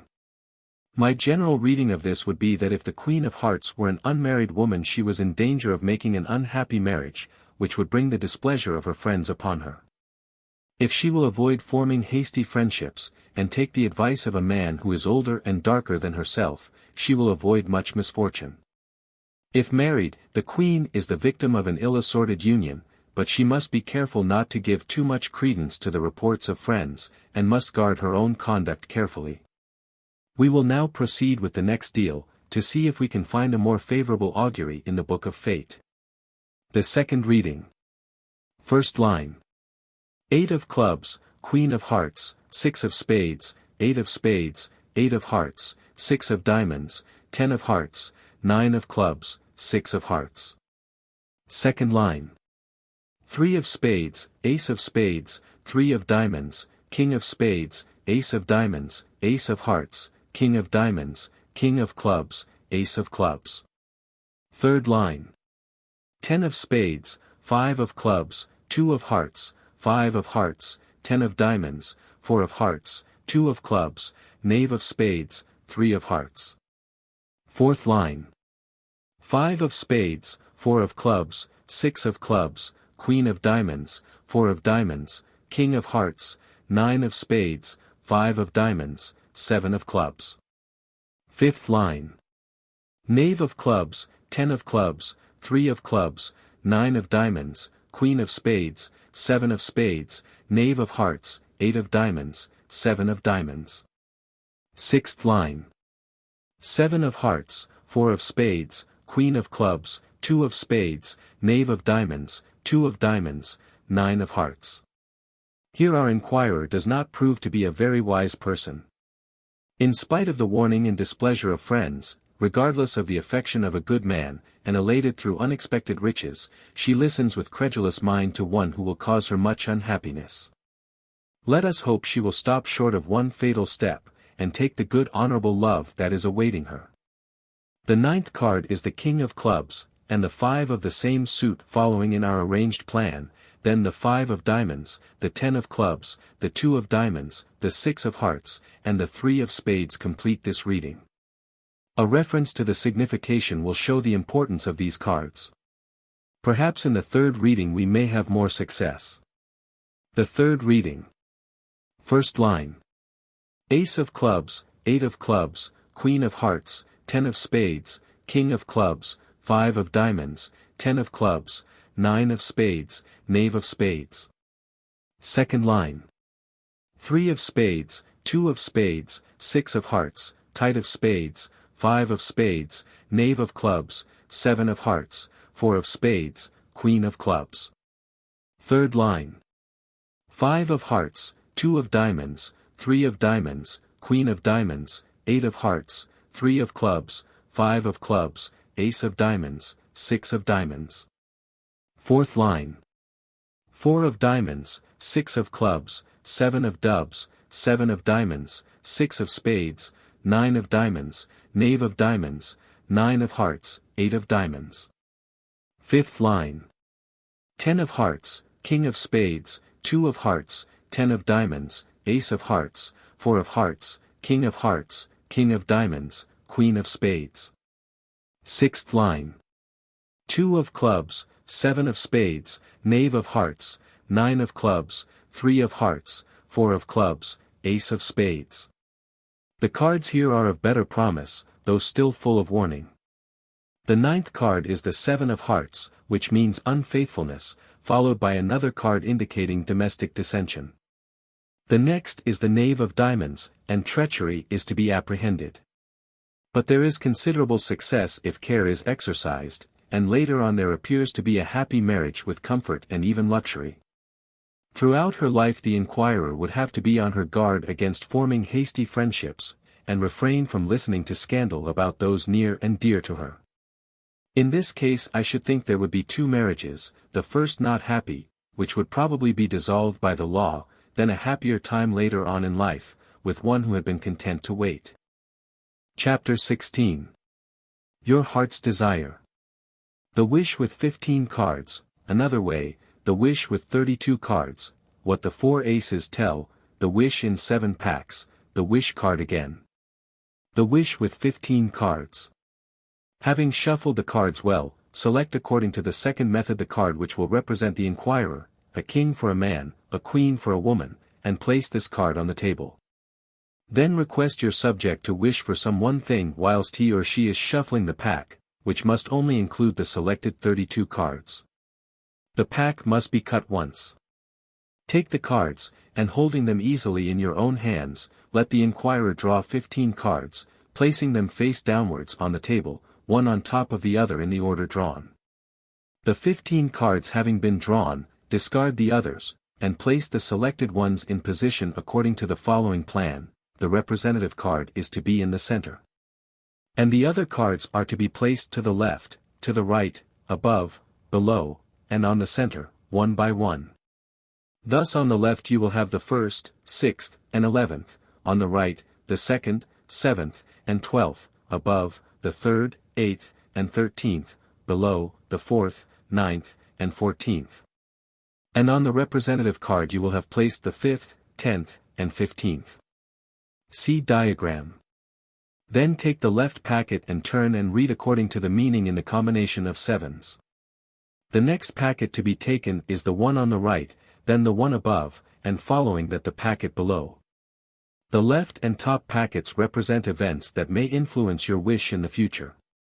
The packets on the right and below show those events which have influenced it in the past, whilst those cards covering the representative card indicate affairs that may be expected immediately, and are to be read in strict reference to the wish. Another way with 52 cards. Let the inquirer shuffle the cards well, and cut them into 3 packs, having first selected your representative card, as in the former method, and placed it in the center of a circle. Take up the packs and lay the cards in a circle, using 42, and with the remaining 9 form a triangle inside the circle. The cards must be laid face down. Now let the inquirer choose any 15 cards, which must be faced upwards as he makes his selection. When 15 cards are chosen, read the signification according to the meaning given in the combination of nines. Generally speaking, if diamonds predominate the fortune will be fair, if hearts appear in the ascendant, love affairs are prosperous, clubs will show how material interests are progressing, and spades will prepare us for sorrow. The wish with 32 cards. Take out all the 2s, 3s, 4s, 5s, and 6s from an ordinary pack. The inquirer must then shuffle the remaining 32, cut with the left hand, and wish from the depths of the heart. The dealer places 8 cards, face downwards, upon the table in a row before him. He next turns them up one by one, beginning from the left, and as soon as a pair of any kind, it does not matter what, be exposed, they must both be covered by cards taken from the pack in his hand. If they all pair off exactly, it may be taken as a sign that the inquirer's wish will be gratified, but if at any moment there are no pairs exposed, the fates are unpropitious, and the search for a favorable answer must be abandoned. Should most of the cards pair off, leaving only 1, 2, or 3 unmated, it portends delay and disappointment before the realization of the desire. What the 4 aces tell.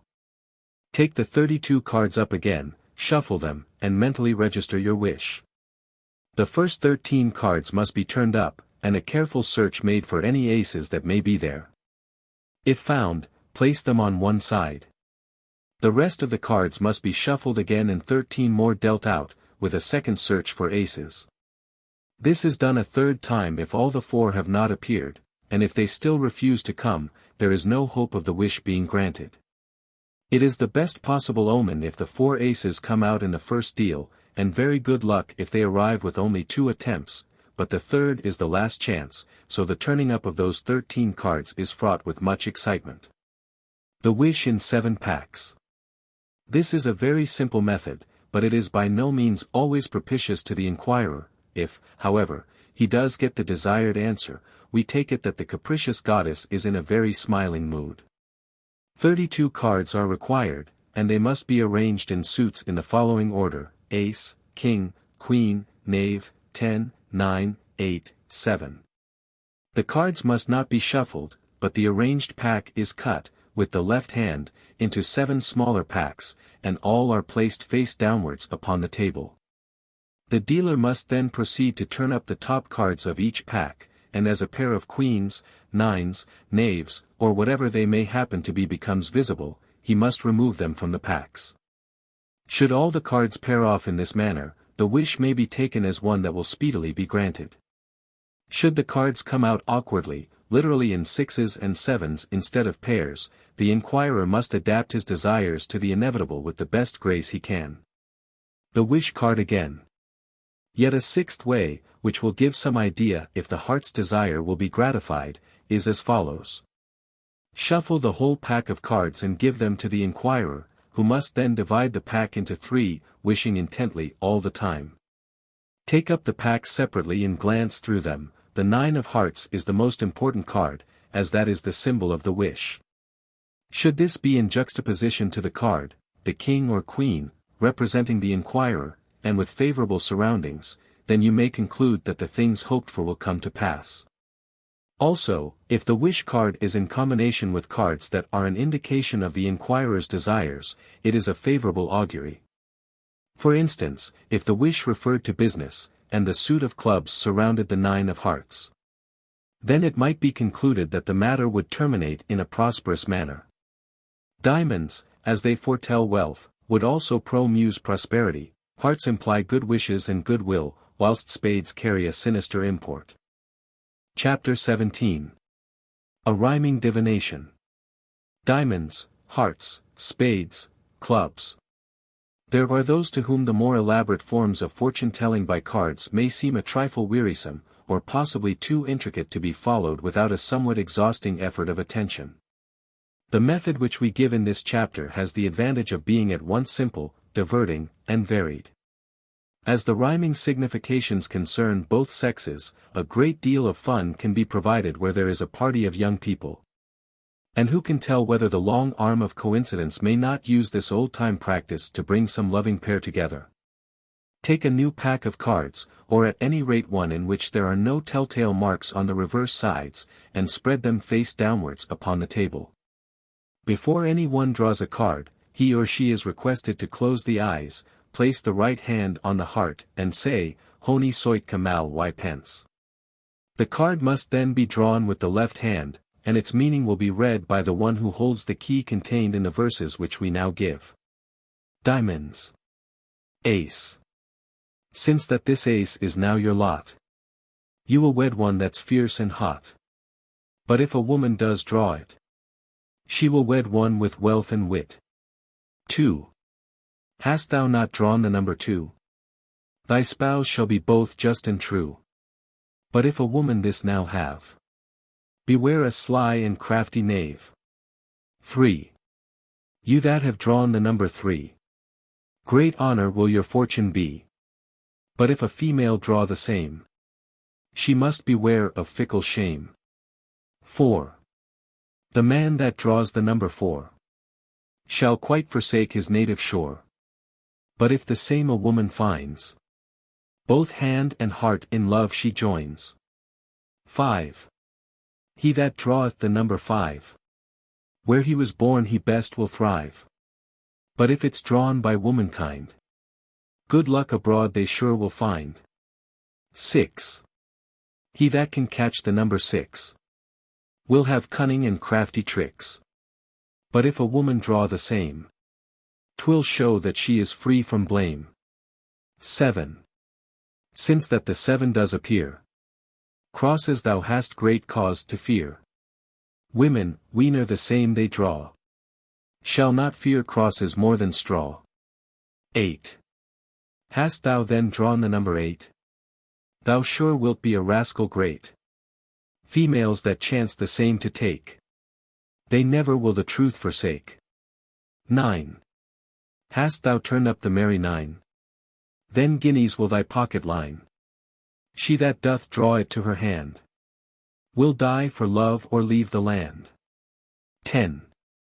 O brave! The 10, 'tis very well. There's none in love shall thee excel. Only the maid who draws the 10 may wed, but nobody knows when. King! This noble king of diamonds shows, thou long shalt live where pleasure flows. But when a woman draws the king, sad, melancholy songs she'll sing. Queen! Now is the queen of diamonds fair. She shows thou shalt some office share. O, woman! If it fall to you, friends you will have not a few. Knave. Is now the knave of diamonds come? Be sure beware the martial drum. Yet if a woman draw the knave, she shall much better fortune have. Hearts. Ace. He that draws the ace of hearts shall surely be a man of parts. And she that draws it, I profess, will have the gift of idleness. 2. He who can draw the deuce shall be endowed with generosity. But when a woman draws the card, it doth betide her cruel hard. 3. The man who gets hold of this tray, always bound, always obey. A woman that shall draw this sort, will sure drink brandy by the quart. 4. He that draws this four shall make a faithful love for conscience' sake. But if it's drawn by womenkind, they will prove false, and that you'll find. 5.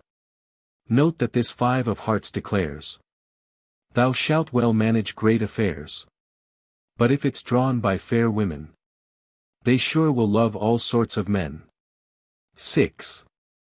The 6 of hearts surely foretells, thou shalt be where great honor dwells. If it falls on the other side, it then betokens scorn and pride. 7. Now this old 7, I'll maintain, shows that thou hast not loved in vain. Thou shalt obtain the golden prize. But, with the maids, 'tis otherwise. 8. Having drawn the number 8, shows thou art servile, born to wait.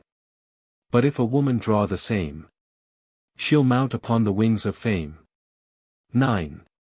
By this long 9 be well assured, the lovesick pains must be endured. But the maid that draws this 9, soon in wedlock hands shall join. 10. This 10 it is a lucky cast, for it doth show the worst is past. But if the maids the same shall have, love will their tender hearts enslave. King.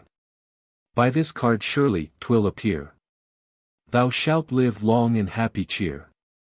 And if a woman draw this card, she shall likewise be high preferred. Queen. Now by this card it is well known, thou shalt enjoy still all thine own. But women, if they draw the same, shall sure enjoy a happy name. Knave. He that doth draw the knave of hearts, betokens he hath knavish parts. But if a woman draw the knave, of no man shall she be the slave. Spades. Ace. Thon that dost draw the ace of spades, shall be sore flouted by the maids. And when it is a damsel's lot, both love and honor go to pot. 2. Always this deuce betokens strife, and with a scolding, wicked wife. But if a woman's lot it be, honor, great love, and dignity. 3. Thou that art happy in this tray, shalt surely wed a lady gay. Whilst maids who now the same shall take, join marriage with a poor town rake. 4. Now this same 4 betokens you shall lead a dissipated crew. Maids that do draw the same shall meet with certain joys always complete. 5. The 5 of spades gives you to know that you must through some troubles go. But, if a woman, it foretells, her virtue others far excels. 6. The 6 foretells when you wed, you'll find your expectations fled. But if a maid the number own, she'll wed a man of high renown. 7. Now as the 7 comes to hand, it does entitle you to land. But maids with this shall wed with those that have no money, friends, or clothes. 8. This 8 of spades foretells you shall wed a young maid fair, straight, and tall. If to a maid the same shall come, she weds the brother of Tom Thumb. 9. Now by this 9 thou art foretold, thou shalt wed one deaf, lame, and old. Females, when they draw this odd chance, shall of themselves to wealth advance. 10. 'Tis seen by this long 10 of spades, that thou shalt follow many trades, and thrive by none. But women, they, by this chance shall not work but play. King. By this brave king observe and note, on golden streams you e'er shall float. But women, by the selfsame lot, shall long enjoy what they have got. Queen. Here is the queen of spades, likewise. Thou soon shalt unto riches rise. A woman by the same shall have what her own heart doth sorely crave. Knave. This is a knave, pray have a care, that you fall not into despair. Women, who the same shall choose, shall prove great flats, but that's no news. Clubs. Ace. He that doth draw the ace of clubs, from his wife gets 1,000 snubs. But if maids do it obtain, it means that they shall rule and reign. 2. Note that this deuce doth signify that thou a loyalist shalt die. The damsels that the same shall take, never will their good friends forsake. 3. You that by chance this tray have draws, shall on a worthless woman fawn. A maiden that shall draw this tray, shall be the last that ne'er says nay. 4. Now by this 4 we plainly see, for children shall be born to thee, and she that draws the same shall wed 2 wealthy husbands, both well bred. 5. Now by this 5 'tis clear to see, thy wife will but a slattern be. This same 5 drawn by virgins, they shall all wed husbands kind and gay. 6. By this 6 thou art wed, we know, to one that over thee will crow. Maids that can draw the same shall be blessed with good husbands, kind and free. 7. Thou that hast now the 7 drawn, shall put thy Sunday clothes in pawn. Maids that draw the same shall wear jewels rich without compare. 8. By this club 8, though Whig or Tory, thy life will prove a tragic story. Ye maids that draw the same, are born to hold both fools and fops in scorn. 9. By this brave 9, upon my life, you soon shall wed a wealthy wife. She that shall draw the same shall have one that is both fool and knave. 10. Now for this number, half a score, shows that thou wilt be wretched poor. Maids that can draw this number still, shall have great joy and wealth at will. King. Here comes the king of clubs, and shows thou hast some friends as well as foes. Maids that do draw this court card shall have very few, or none at all. Queen. If the queen of clubs thou hast, thou shalt be with great honor graced. And women, if the same they find, will have things after their own mind. Knave. See how the surly knave appears. Pray take care of both your ears. Women, weener the same they see, will be what oft they used to be. Chapter 18. The Tarots. Derivation of name, remote origin, the great Etteilla. Derivation of name. These immediate predecessors of our own playing cards were primarily used for divination, and are supposed to have been the invention of one Jacques Gringuener, an astrologer and Kabbalist, who was probably of Jewish extraction. As the tarot packs extant in Europe are of an Israelitish character, various derivations are given of the name. A simple one is that they were called tarots because of the crossed diagonal lines upon the back of the cards, a design known by the word tarot. There were Roman numerals in the margin above the symbolic devices. The game played with them after the numeral cards had been added was called tarocchi. Remote origin. Cartomancers and occultists trace the tarots back into the dim and distant past. The science of hieroglyphics was based upon an alphabet in which the gods were letters, the letters were ideas, the ideas numbers, and the numbers perfect signs. This alphabet is supposed to date from the days of Abraham, and is called the famous Book of Thoth. Moses, who was learned in all the lore of the Egyptians, took it back to his own people and guarded the secret jealously. It is supposed to have come down to us in the tarots, which have been changed and modified by the time and place of their adoption. Another theory is given by the famous cartomancer Etteilla, who says, on a table or altar in the temple of Ptah at Memphis, at the height of the breast of the Egyptian magus, were, on one side, a book or collection of cards, or plates of gold, the tarots, and on the other a vase, and according to this authority the name tarot is derived from the pure Egyptian word tar, a path, and ros, rog, royal, the combined meaning reading, the royal path of life. A writer of the 18th century, Count de Gibelin, says, if it were known that there exists in our day a work of the ancient Egyptians, which had escaped the flames that devoured their superb libraries, and which contains their purest doctrines on the most interesting subjects, every one would doubtless be anxious to acquire the secrets of so valuable a work. This work is composed of 78 illustrations. Count de Gibelin here refers to the Book of Thoth, or the tarot pack of cards. A writer on occult subjects, MacGregor Mathers, believes that the title of this book is derived from teru, an Egyptian word which means, to require an answer, or to consult, and that the second t is added to denote the feminine gender. Papoose, in his Key to Occult Science, tells a quaint story as to the reason why the ancient Egyptians came to confide their secrets to the Book of Thoth. When the overthrow of the kingdom was at hand, the priests met in solemn conclave to decide what means might be used to preserve their secrets inviolate for the initiates of all future ages.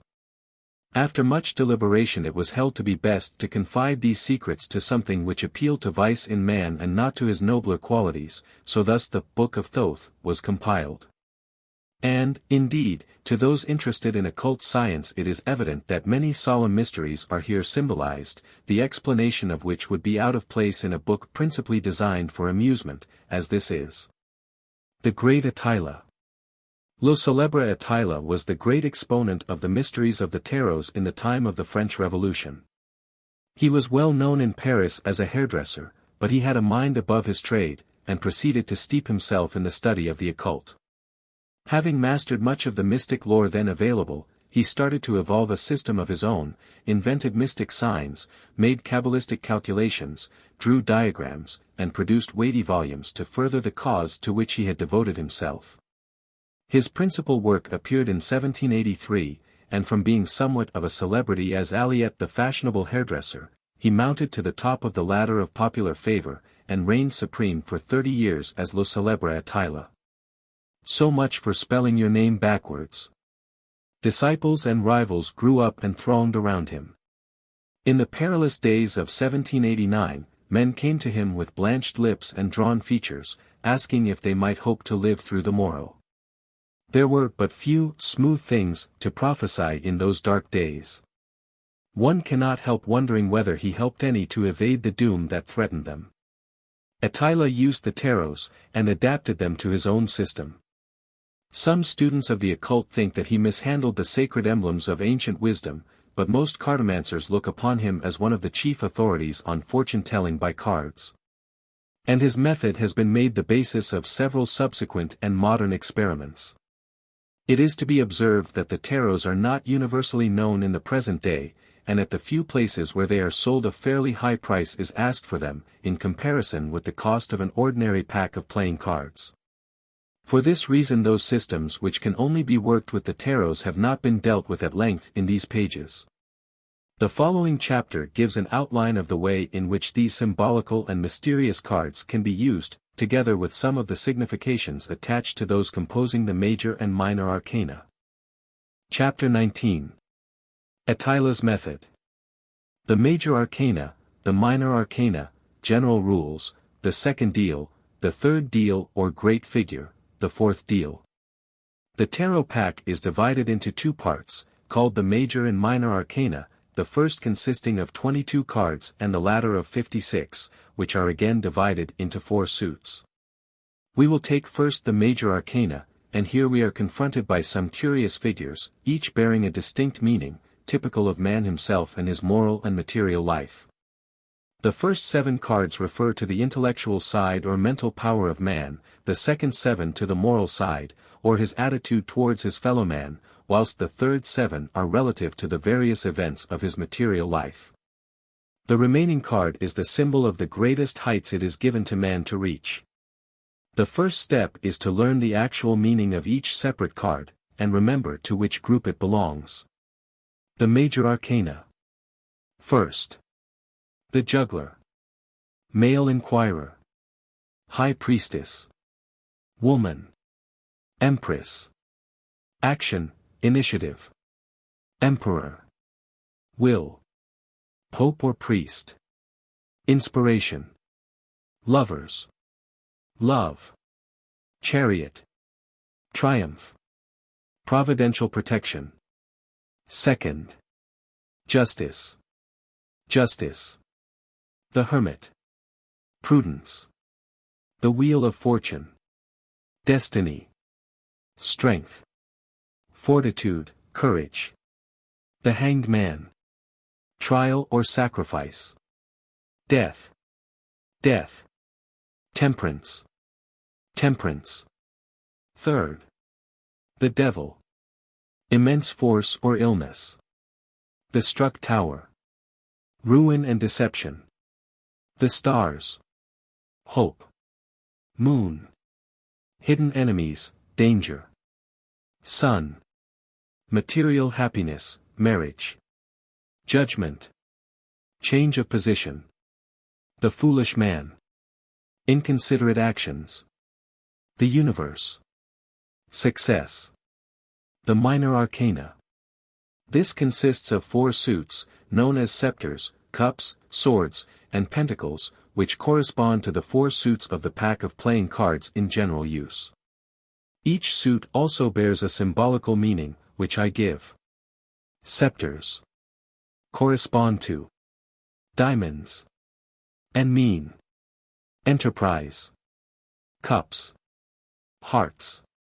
Love. Swords. Spades. Misfortune. Pentacles. Clubs. Interest. The court cards consist of king, queen, knight, and knave, and represent respectively man, woman, youth, and childhood. These also have another meaning, which is interesting. King. Divine world, spirituality. Queen. Human world, vitality. Knight. Material world, materiality. Knave. Transition stage, i.e. life passed on. The remaining cards in each suit count from 1 to 10 inclusively, and these must be considered in relation to the suit and their face value. Papoose, in his Key to Occult Science, has given a few suggestions which considerably simplify fortune-telling with the tarot pack. By dividing the 10 cards of each suit into 4 sets, we get the relation which they bear to the court cards. The first 3, 1, 2, 3, relate to man, which signifies creation and enterprise. The second division, 4, 5, 6, pertain to woman, in opposition to man, that is, reflection and negation. The third division, 7, 8, 9, represent youth and materialism, whilst the 10 in each suit makes the fourth set, and relates to the knave or childhood, a transitory or neuter period. Having thoroughly studied the meaning of each section and each card, it is now necessary to consider some of the methods of divination. General rules. As stated in the preceding chapter, Etteilla, the famous cartomancer, used the tarot pack, and we can scarcely do better than follow his general rules and method. The whole pack of 78 cards is to be shuffled and cut into 3 packs, each consisting of 26 cards. Take the center pack and place it to the right. Then the inquirer must again shuffle the remaining cards and divide into 3 packs of 17 cards. Take again the center pack and place on the right hand, keeping it separate, however, from the first. Another shuffle, and again cut into 3 packs of 11 cards each, and take the center pack. Before proceeding further, it is necessary to explain what to do with the cards that are over. 78 will divide into 3 times 26 evenly. But 3 times 17 is equal to 51, therefore there is 1 card over. This card is to be shuffled with the pack for the 3rd time, and when cut there will be found 2 over, which 2 cards must remain as a discard until the center pack of 11 has been selected. There will now be 3 packs of cards on the right hand, one of 26, one of 17, and one of 11, the discard will consist of 24 cards. Take the first pack of 26 and draw off each card separately, laying it on the table from right to left. The second and third packs must be dealt with in similar fashion, only placing them under the first, thus. The cards being placed, and the signification of each card being kept in mind, the reading can be given. In this figure the lowest line refers to the body or material needs of the inquirer, the second or middle line to the minds or to the affairs on which the thoughts are more specially directed, and the upper line to the unseen or spiritual sense. The second deal. Shuffle the whole pack and let the inquirer cut once. Then draw off the first 17 cards, and look at the 18th and also at the last card in the pack. These 2 cards will show you if you have established any sympathy between yourself and the inquirer, a fact which must be judged from the signification the cards bear to the inquirer. Lay out the 17 cards selected, and place them in order from right to left, then give the interpretation. Pair, by taking the first and the 17th, second and 16th, and so on to the end. The pairing should either enhance or modify the deductions already drawn. The third deal or great figure. This method is more elaborate than any of the others. Let all the cards be well shuffled and cut by the inquirer, then arrange in the following order. On your right hand, working upwards, place 11 cards. Opposite to the first card, but leaving a space between, see diagram, place the 12th card, and work upwards from that until you have arranged another column of 11 cards. From the 11th card on the right, begin and place 11 cards across, which arrangement will give you the 3 sides of a square formed by 33 cards. Then form the circle by commencing with the 34th card, and placing it in a line with the center card of the top row. 66 cards will now have been used.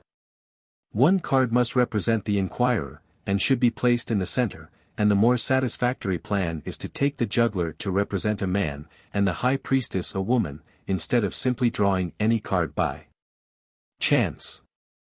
11 cards now remain, and with these the triangle inside the circle can be formed. The apex of the triangle will be towards the manipulator, as shown in the diagram. This figure will give a reading of the past, present, and future, the right referring to the events that have passed, the left to things as they are at present known, and the third to what is to come.